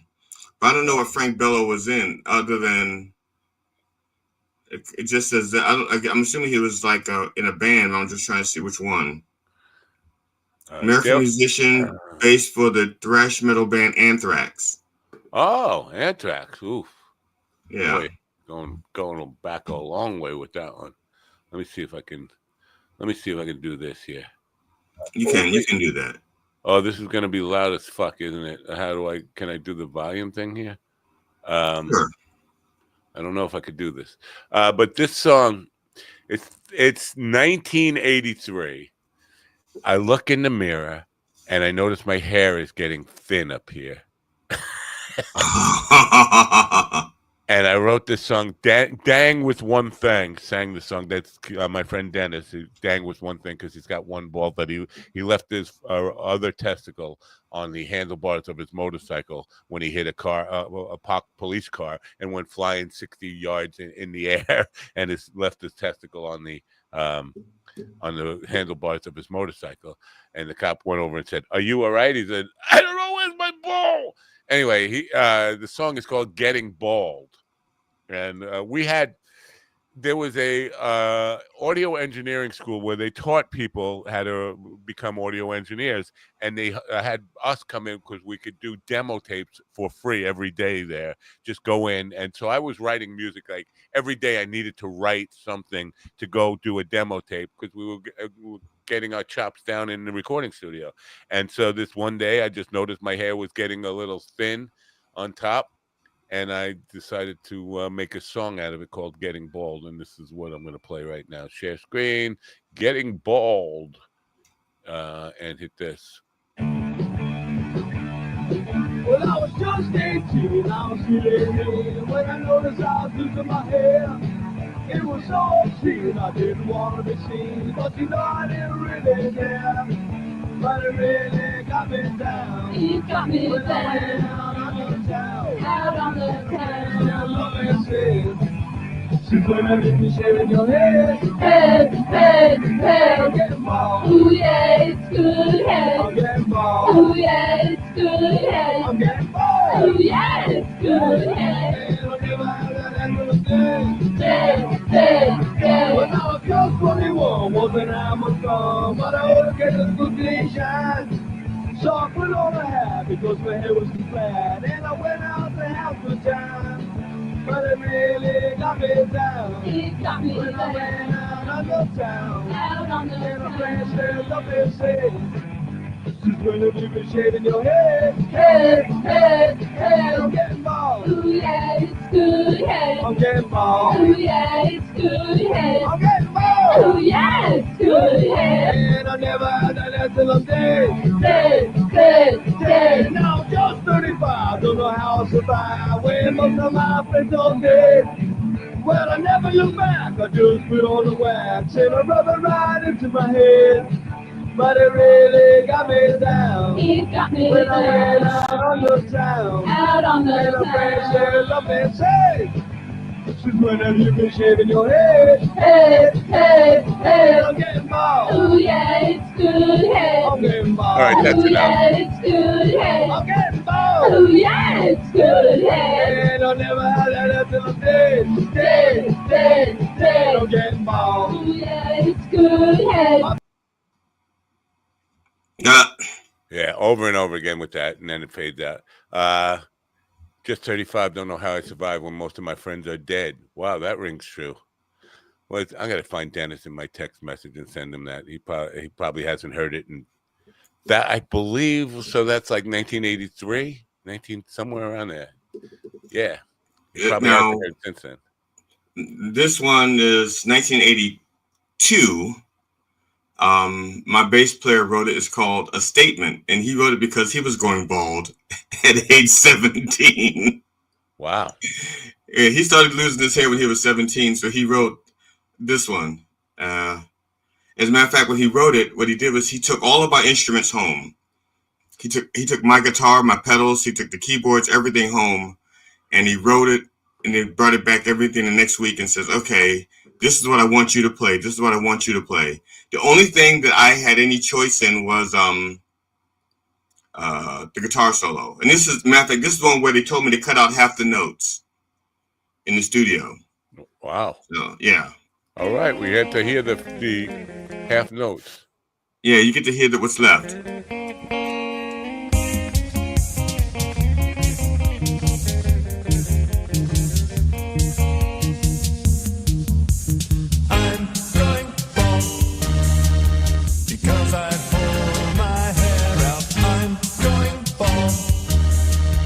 Nothing's really worth that.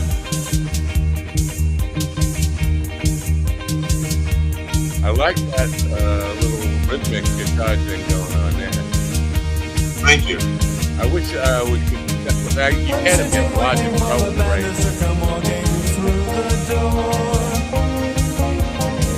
It's kind of scary, but I'm wondering just what life is for.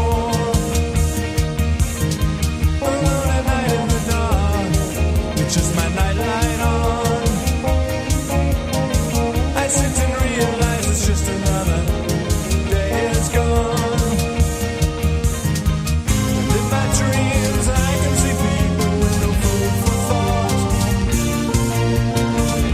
Empty bellies gurgling in silence under the dead. Still the young folks cry.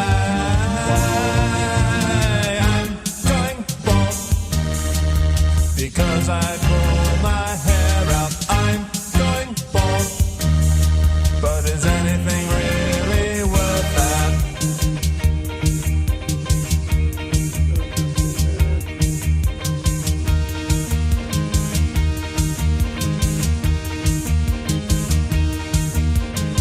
Newspaper headlines flash up in big letters before my eyes.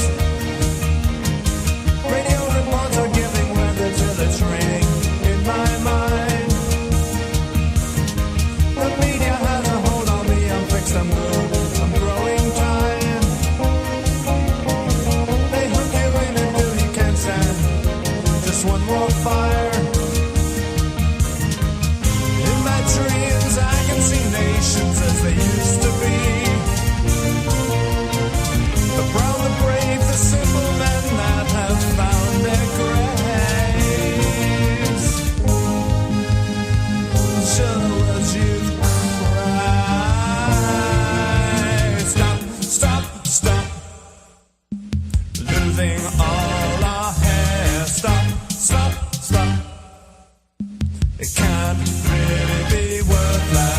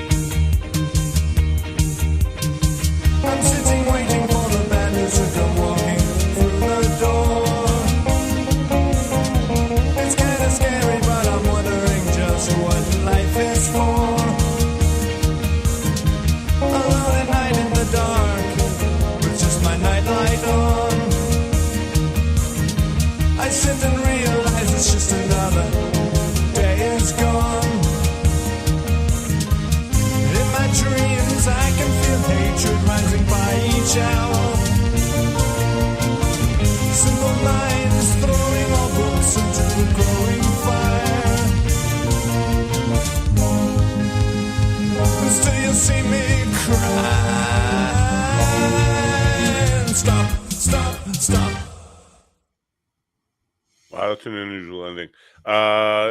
That's a Porter studio. No, actually, that was Sheffield. We did that in 19. We recorded that in '82 at Sheffield Studios, but that's like a copy of a copy of a copy from a cassette. Right. Well, the drum thing is kind of unusual because the drum sound like a TR-808 or something. It is. The drum was a TR-808 because at that point we were doing our Spinal Tap thing. We had burned through like 6 drummers. So, but it's good programming on the TR-808 because there were a couple of riffs in there that I thought fooled me. Like it might be a human, but like the drum sound to TR-808. Like how's he getting those sounds with a drum, like a real human playing that kind of stuff? Interesting. Well, the hardest part when the TR-808 was that the 808 was that that song has time signature changes from 4/4 to 2/4. Yeah. And that was the hardest part with the 808, getting it to do that. Because the 808 is like, no, we can't do that. Wow. But we lied to it. We lied to it. Yeah. See you, Mr. BG.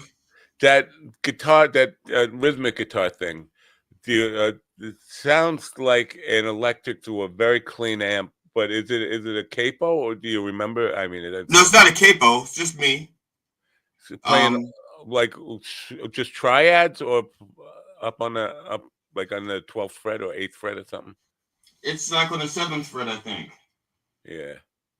All right. I was looking for my guitar. My guitar's downstairs. Yeah. Well, my acoustic guitar's up here, but not playing whole chords though. Just the triads on the high triads. I'm playing 4 notes, and I just keep dropping the not dropping. I'm adding. I think it was an E flat. Yeah, it was an E flat. Right, and all right, just for clarity for the guy who wrote the song, pulling your hair out does not make you go bald because it will grow back. You could pull your hair out and it will grow back. You have to actually be like hereditarily bald. Yeah, I think that's what it runs in his family. I think almost all the guys are like bald at a very young age. Yeah, I think they have one brother who didn't lose his hair at a young age. One brother. Yeah. In my case, I think I'm that brother because like my brothers, my 2 older brothers had lost their hair. Well, not really young, like maybe in their 20s or 30s. That's an interesting production. Though. Now there's a keyboard that's doing like a pad sound in that. Do you know what I mean? Obviously, it's a long time ago. Like, do you know what that was? The keyboard. One of them may have been a Source, but I don't know about the other. He had 2 keyboards. He had a Moog. I know it was a Moog, but if you asked me which one, I couldn't tell you. Yeah. It sounds like the original Casio, not the cheap kitty Casios, but when Casio first started making professional keyboards. Right. Yeah. Yeah, it was one of the Moogs, but I don't know which one because he had actually. I take it back. He had 3 keyboards. He had a Source, a thing called a Mini Moog. I think if that was a thing, a Mini Moog. Yeah. But a Mini Moog was Opus. Was it like an Opus 1? Yeah. It was an Opus 1. All right. Mini Moog was monophonic. It was for playing solos and stuff, but it was one note at a time. Right. Now, when you made these demos? Did you shop them at all? Did you? What did you do with them? Or did you just make them for posterity? We made them to get gigs. It was a 3-song demo, and that was one of the songs. And so we sent them out to clubs to try to get gigs and stuff. We were branding ourselves as an alternative band, alternative rock, so to speak. He's saying in the old days when Aqueous Transmission by Incubus can just play on and on and on and on and on. Yeah. Back when songs, but and matter of fact, Phil, I guess he probably wrote that in '81. We recorded in '82. We played it for like 2 years, live before we recorded it, and it wasn't until like when I went to the studio to do my CD in '92. I said to Phil, I said, I want to do that song on my CD, and he says, okay, but I have a request. He goes, what? I said, what? He goes, I want to trim it down by a minute. I think it's too long. and I want to rewrite it. And I said, okay. And so when the CD is called A Statement 92, but I said, but I'll let you do that if you let me put the original version on there also, Statement 82. So they're back to back, Statement 82 then Statement 92. Wow. And so you never shopped them for a record deal or any? Try with the demo tape? We did try. Yeah, we did, and we got we shopped it up. I sent it out to like maybe 200 different record companies, and I think like 5 got back to me. And well, basically, all of them obviously were no's. Well, back in the day, you would hear back because I did have a shoebox. I had a shoebox full of rejection letters. Yeah, they were form letters, so they didn't. You don't even know if people actually listened to them. They were just kind of, all right, throw it in the garbage. Here, send the form letter, throw it in the garbage, or they'd listen to the first 3 seconds. Hook, no hook, get rid of it, and you get rejection letters. And my ex-wife, I think, took a lot of joy in the rejection letters coming because every day in the mail there'd be like 3 or 4 of them. But I went to the extreme measure of driving to LA and going to Geffen Records and places like this and insisting that I get into the A&R department to play my tape for them because I got tired of getting the rejection letters and made them sit there and listen to it. And then that was really uncomfortable because they wanted to listen for 3 seconds and just here's your form letter, get out of here. But I would make them listen to the whole fucking thing before they told me no. And then so after driving out to LA and playing it for David Geffen, got into his office and played a record for him. He said, interesting. That's all he left us with. Interesting. Okay, thank you for your time. Get back to New York 2 months later, and my aunt calls me from LA. She said, David Geffen called. He needs to speak with you. And I'm like, oh my God, David Geffen called. I'm calling everybody in the band. David Geffen called. And I'll call up and get like a reception. She said, yeah, Mr. Geffen wants to tell you thanks, but no thanks. We're not interested. I'm not laughing because at least you got that. I mean, I got, like I said, I had a book of record companies throughout the country, so I was like sending out these little tapes and things to every last record company I could think of, and 5 of them got back and they were all no's, and they all said the same thing. You don't sound like anybody. See, I got the opposite. Yeah, so you don't sound like anybody. The girl singer that we were playing the tapes for, the initial reaction from all of them were, she sounds like Grace Slick. Oh, is that a good thing? No, Grace Slick was hot in the 60s. She's not.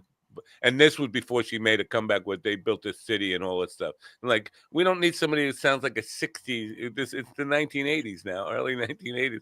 We're not trying to go back in time. She sounds too much like Grace Slick. Too much like Grace Slick. That's all we heard. So you don't sound like anybody. You sound too much like somebody. And each of the songs was totally different. It's not like you can say, well, we heard this before. It's like, because first of all, each song, we did a 3-song thing. Phil wrote that song. That was the song that we led the tape off with. Douglas wrote the next song, which Doug at that time had a fascination with rap and stuff. Was it Queer Collective? I think it was Queer Collective. Yeah, it was Queer Collective. No, that's Phil's other song. So what did Doug? I don't remember what Doug's song was, but nope, I can't remember. It may have been mistakes. I can't remember. But anyway, Doug wrote the next song, and he had a fascination with rap, and so his songs would often have like feedback. Maybe, nope, I don't know. But anyway, he'd like sing, and then in the middle would be like this little rap verse, and then it'd go back to the regular lyrics or something. And mine was, I guess, the closest thing to like straight rock, but it wasn't straight rock. And as a matter of fact, if after all this time now, I think I would have picked a different song to put on that demo. But I think I picked that one because I thought it was the most creative, because I was doing a lot of different stuff with vocals and rounds and stuff like that. And, but. Yeah, well, and now I'm wondering what people. nobody even goes that route anymore, right? I don't know what the everybody's just doing their own record label and going directly to Spotify, DistroKid, or whatever the TuneCore or whatever these things are on their own. Nobody is actually shopping demo tapes anymore. I don't think. Right. I guess. Yeah. Yeah. But see, but now the earlier one, the first one I did, I can't remember now. Oh, the demo that I recorded for my second CD. That I got 4 of those songs finished for the demo. 4 recorded, and I planned on doing, I think, 10 songs. By then I figured I could fill up a CD with 10 songs, and the other songs I have on Tascam I have the cassette versions, but they're stuck in my cassette because my Tascam Porter 1 doesn't work anymore. I have to fix it. You still write and serious music other than the parody stuff? I'm about to write one more serious song. And you're going to record it? I think so. See, I support that. Mike Vigiani, who's a friend of mine who played in some of the original bands back in the 80s and 70s and stuff that I was in, a couple of years ago on Facebook, he was saying, like, what's the point? Like, I don't even bother doing it anymore. It's like, well, what? It's like, what was the purpose of doing it? Did you do it for other people, or did you do it for yourself? Because I could never stop, even though at this point I'm not looking for any kind of record deal or even mass recognition.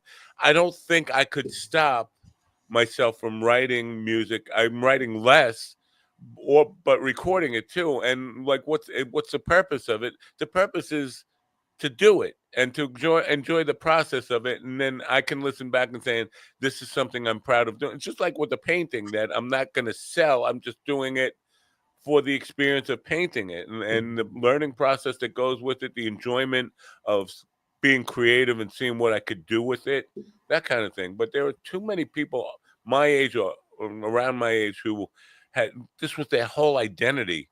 Music, writing music, recording music, and now they feel it's not worth it because they never were a rock star, or nobody's gonna pick them. You're 65 years old, nobody's interested. Who cares? Well, I know the last serious lyrics I wrote. I remember sending them to my friend Phil, who was my bass player.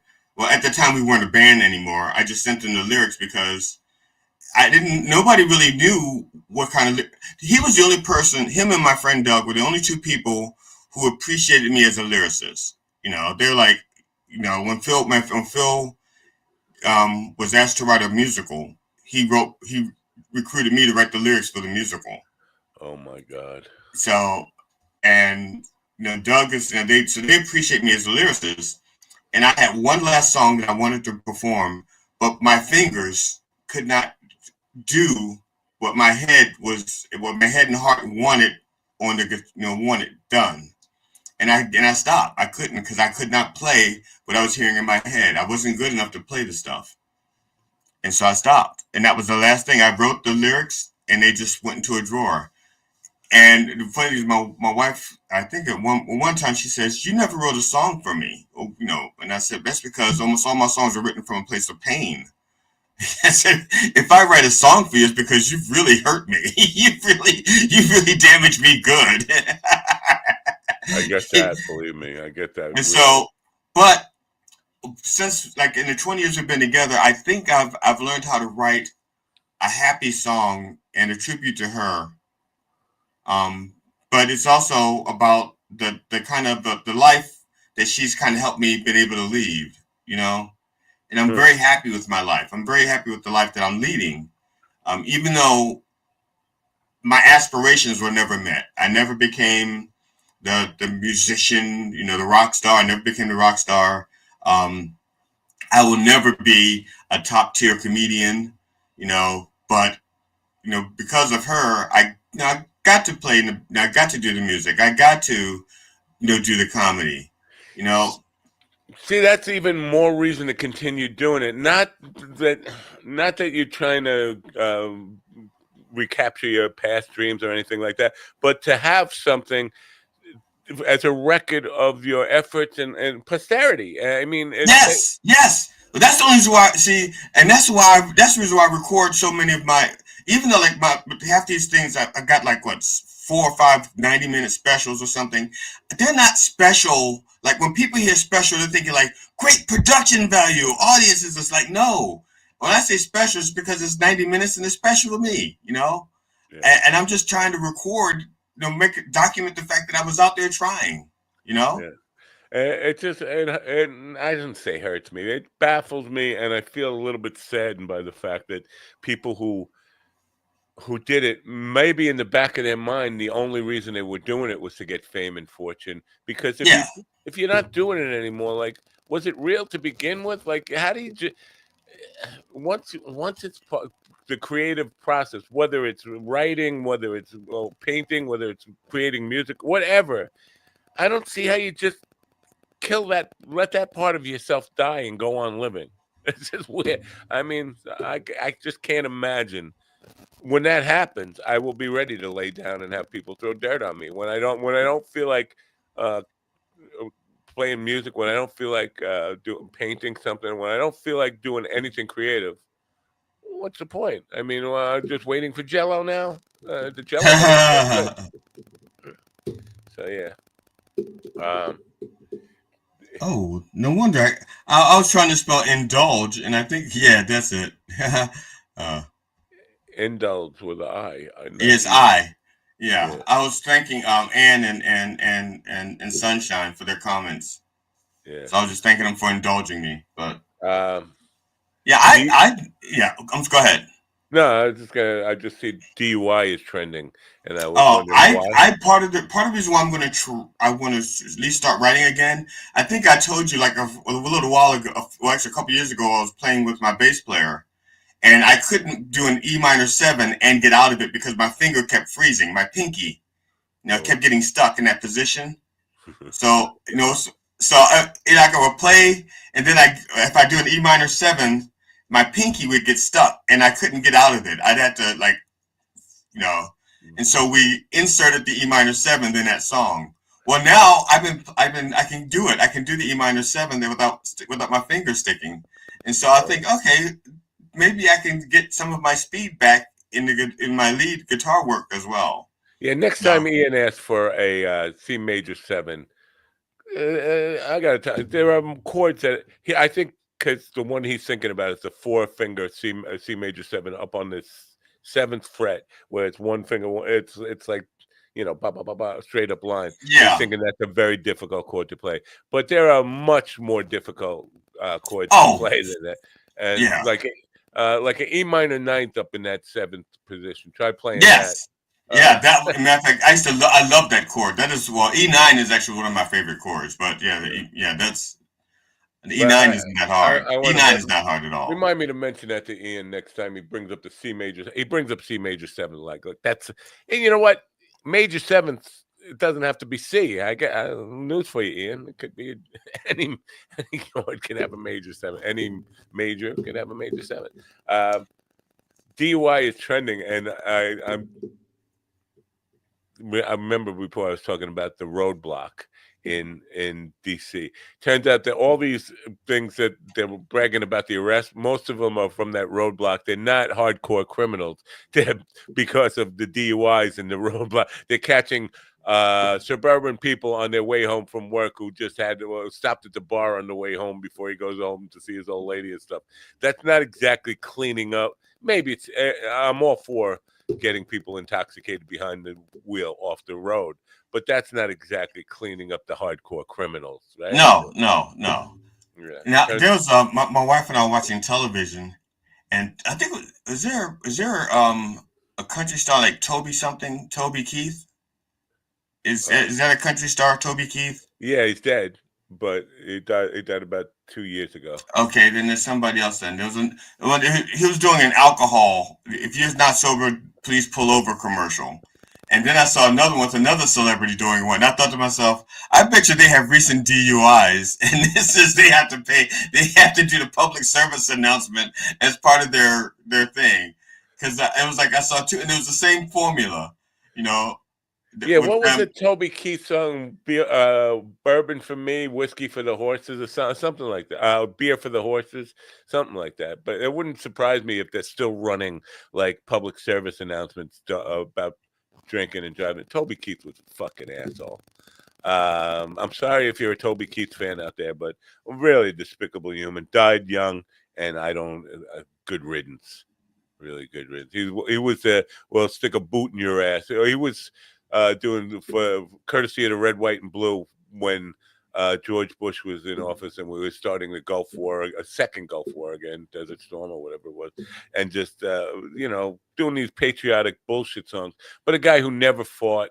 He was never in the military, but he was just rah military. Yeah, you go. I'll just stay home and play music. But go ahead, rah. You know what? That's just weak. That was just weak. And fuck him. So, yeah, good riddance, Toby Keith. Thank you for reminding me. I got to fucking hate Toby Well, Keith. it may not have been Toby Keith. I just know because I don't know my country music people. I thought he looked like a Toby Keith. I don't know what Toby Keith. Like a Toby Keith would look like. You know, one thing that was cool about the Toby Keith experience was bus songs. It was because a lot of guys didn't. I don't know. The country music thing, they would do tours of the United States by bus rather than flying from city to city. And I always thought I never got to do a bus tour because we were like a van. If we were lucky, I did one of it in a Renault Alliance with 4 guys in a fucking Renault Alliance. That's how. But the bus, and you got somebody else driving. That's an opportunity to write music and just have fun and just play and come up with ideas and stuff. And most of his material came out of bus songs, and I thought that's a cool thing, writing on the bus with the band, coming up with ideas and stuff. Never got a chance to do that, and that was definitely one of my bucket list things, is to tour the country in a bus full of musicians, to the point where I bought a bus before the band broke up. I had a 13-piece band. I bought a school bus. We were renovating it, and while I was putting all sorts of money into building this bus into a tour bus, the band broke up, and now I got a fucking school bus. Like, I'm not going to be a Partridge Family thing by myself here. Stuck with a school bus. If the bus is a rocket, don't come a knocking. Yeah. Go ahead, laugh at my pain. It's fine. It's fine. I'm not laughing at your pain. I'm laughing at mine. Yeah, no. We just have the same pain. Yeah. Mike Benson, who was a drummer with the CA3, which was before the Rockin' 45. The Hound Dogs became CA3. Mike Benson was a drummer. He was never a drummer. He was the assistant coach on Mikey's Little League team. Mikey was managing a Little League team, and Benson was the coach. And then he came along one night. The drummer didn't show up to rehearsal, and Benny sat behind the drums and started playing, and we made him part of the band. We were out in Southampton, and there was a tour bus for a band that played their place the night before, and he's like, well, that's what we got to get. And this, I love you, man. This is what, and even though I was already in my mid-40s at that point, or early 40s, let's do it. And then we went to say, well, how much for a bus like this? $290,000. Like, oh, forget that. No wonder I'm not doing it. Yeah. Did your band ever get booked for a gig that wasn't your style of music? In other words, like somebody else canceled, like a country musician canceled, and they said, okay, you guys will play, and it was like, did you do that, and how did it go over? I went back to probably 1979, playing in a place, Long Beach, New York, and this booking agent, Al Simon, who was like the biggest dick booking agent. He's dead now, so fuck you, Al. He booked us without telling us as a disco dance band. And we were not a disco band. We were an all original band. Pretty much we knew like maybe 5 or 10 covers that we would play every once in a while. But our sets were all original music. And the crowd was angry as fuck. And the guy didn't tell us we were supposed to be playing like Bee Gees and Tavares and all the stuff from Saturday Night Fever and stuff. and the crowd was angry. They kept bringing up requests, and like none of us even heard of the song because we weren't disco fans. What a fucking miserable fucking gig that was. We got paid. And there was one gig that it was a place we were supposed to, let's say, we were supposed to play there, let's say August 5th. We were already scheduled to play August 5th, but they had a cancellation like 2 weeks earlier from another band. And they were like a country rock band, like what's that Free Bird band? Skinner? Leonard Skinner. It was like that kind of thing.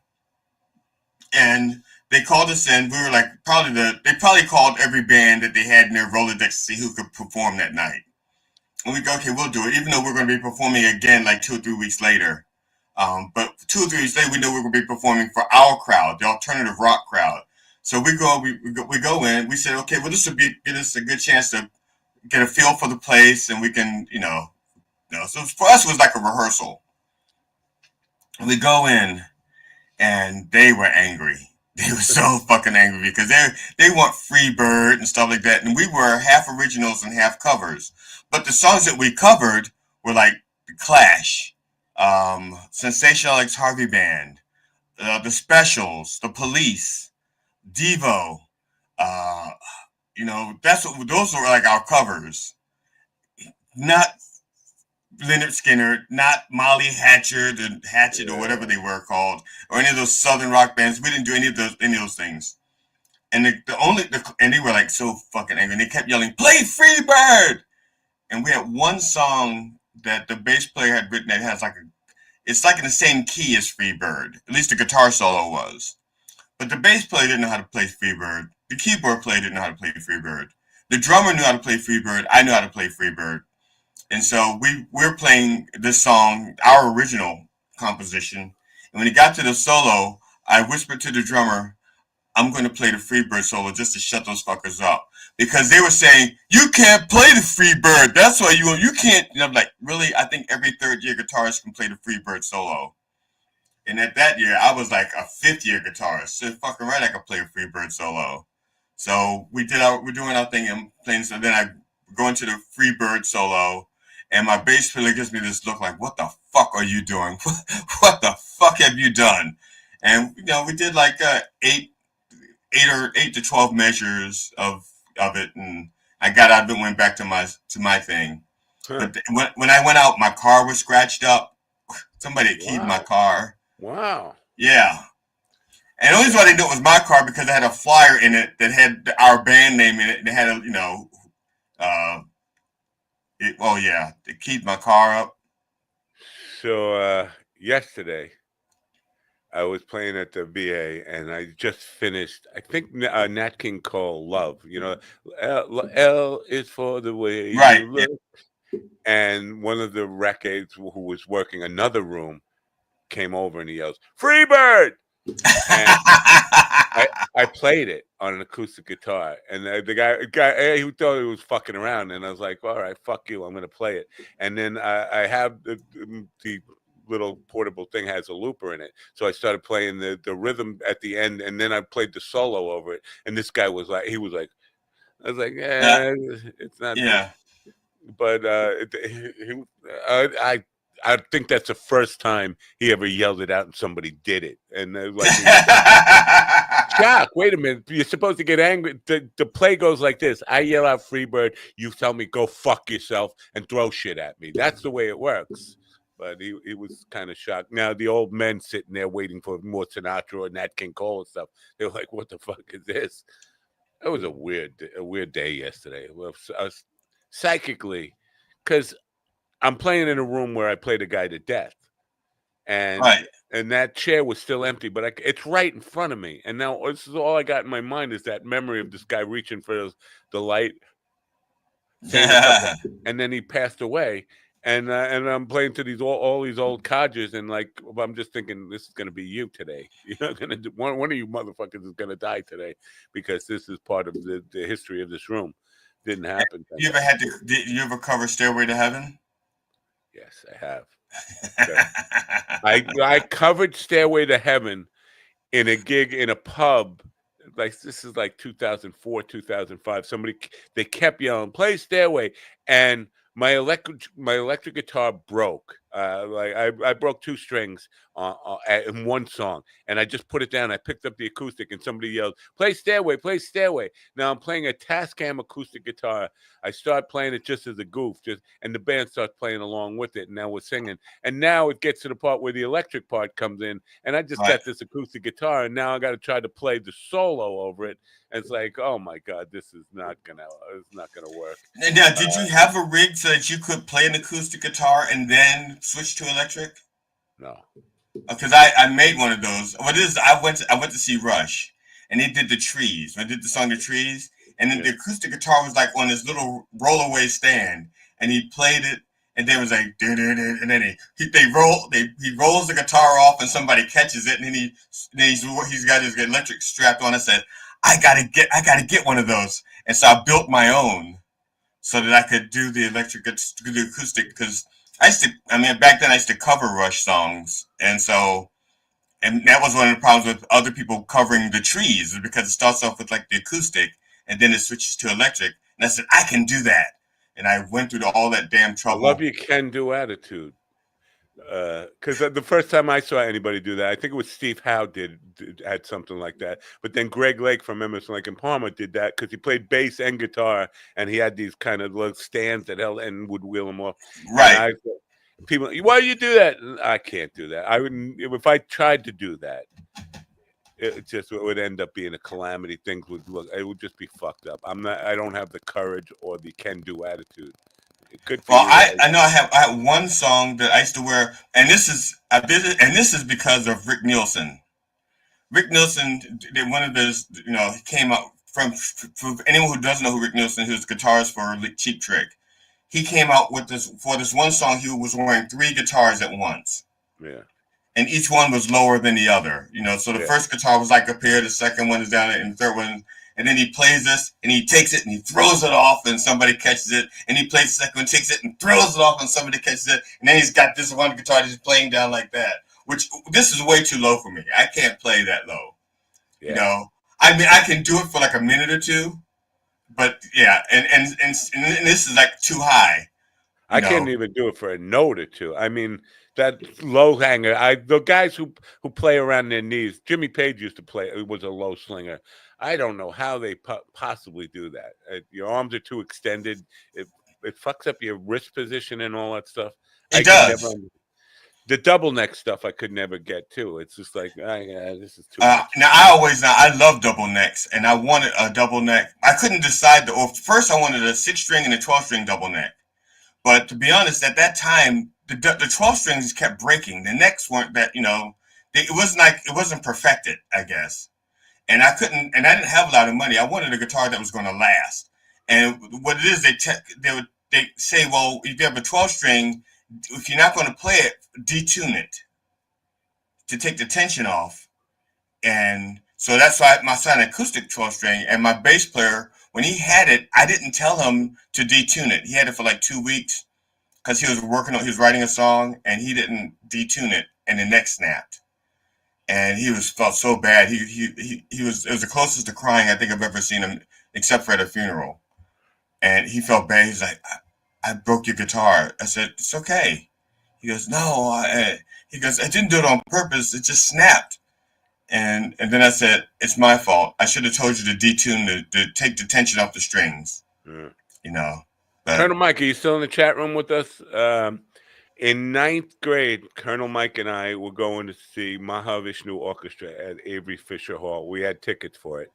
And then for some reason I punked out. That's like this. I don't want to go tonight. I made up some excuse. I think I wasn't feeling well or something.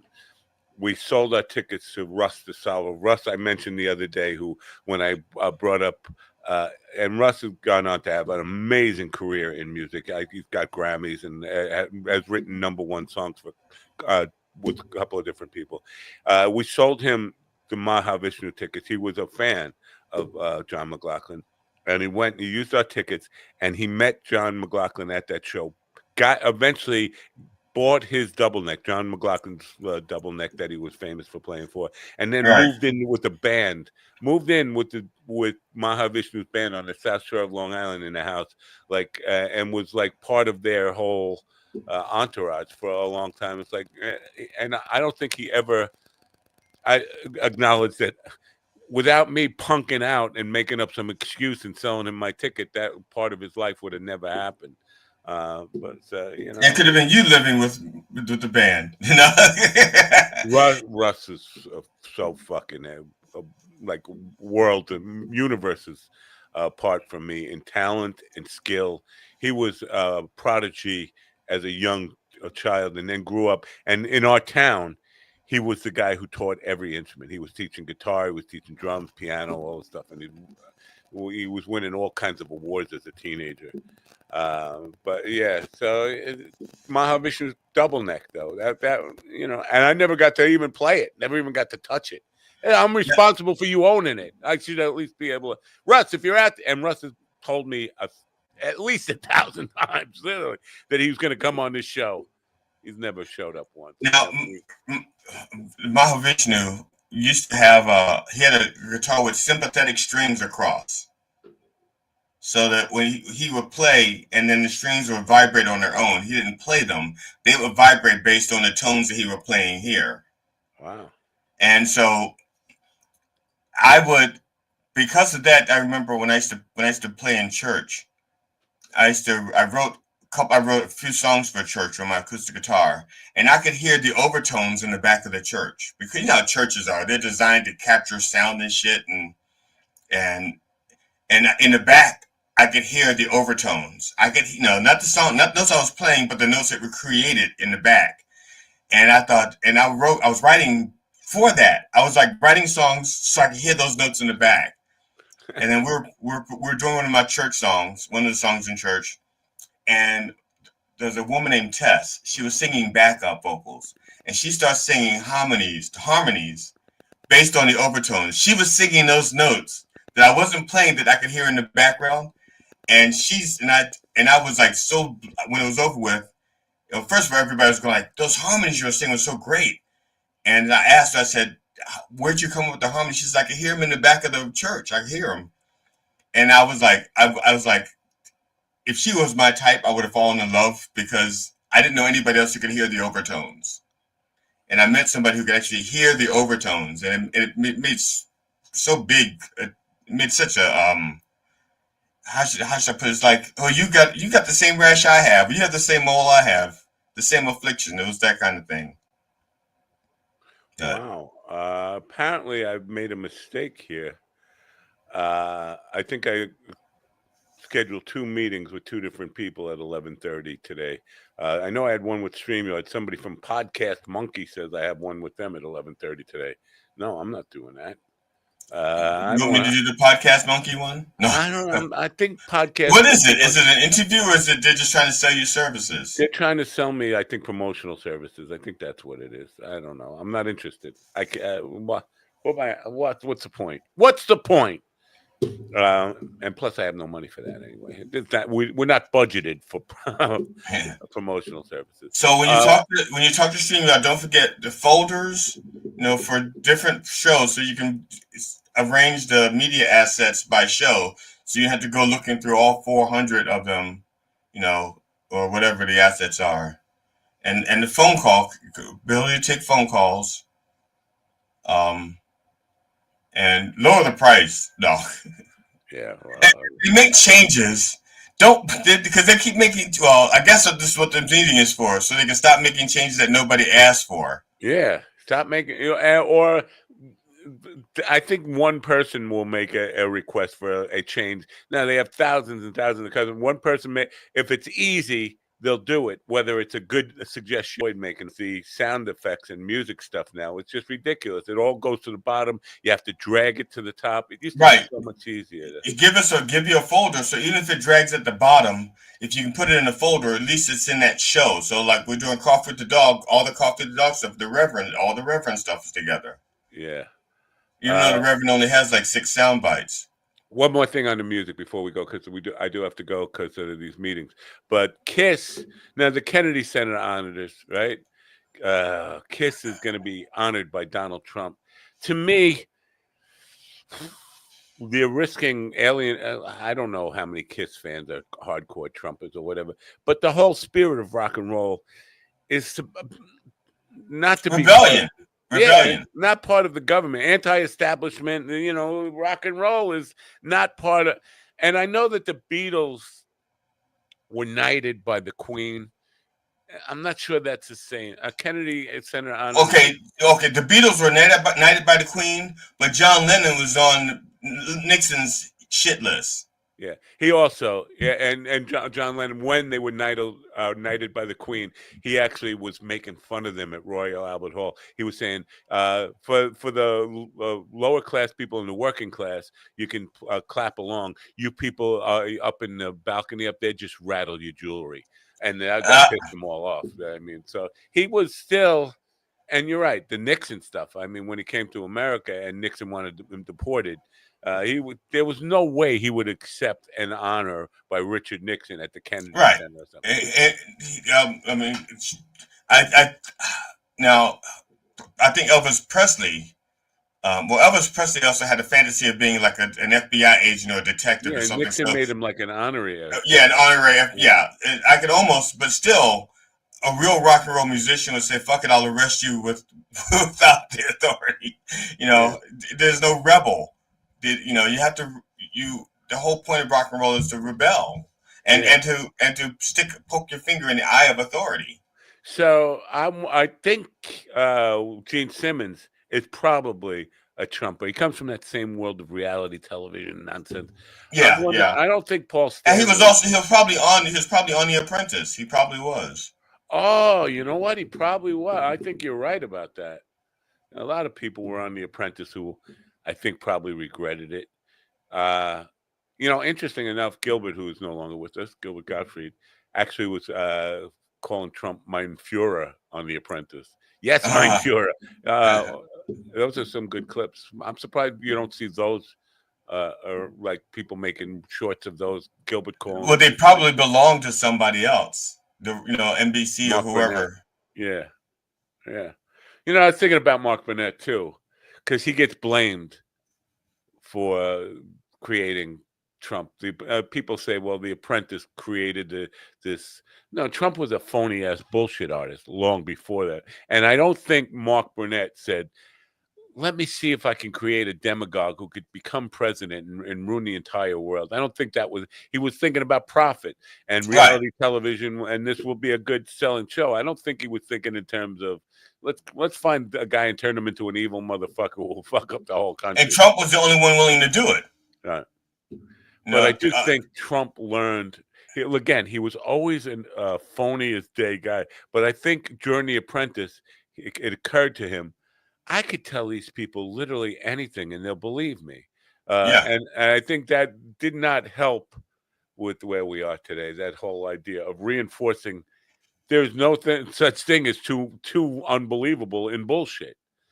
Like today, Donald Trump will issue a presidential proclamation honoring the 90th anniversary of the Social Security Act, which will tout his administration's achievements in improving the program. Hello? What? Huh? Improving it by cutting people off it? Is this thing on? Is this thing on? Yeah.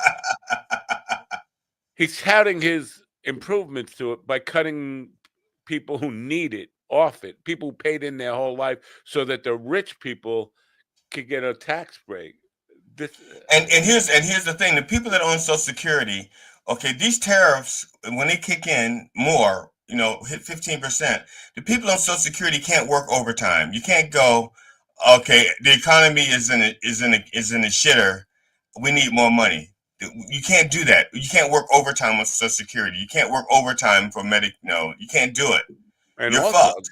They don't have the option of like going out and getting a job. Like you try to fill a job application at 70 years old and see how many people are willing to hire. I mean, at best, if you get lucky, there might be a cashier job. ICE will help you. You can work for ICE now because they dropped that age limit. Yeah, but you won't be able to do the job, and then you get fired after 3 days because you couldn't. That Mexican you were chasing outran you in 2 steps.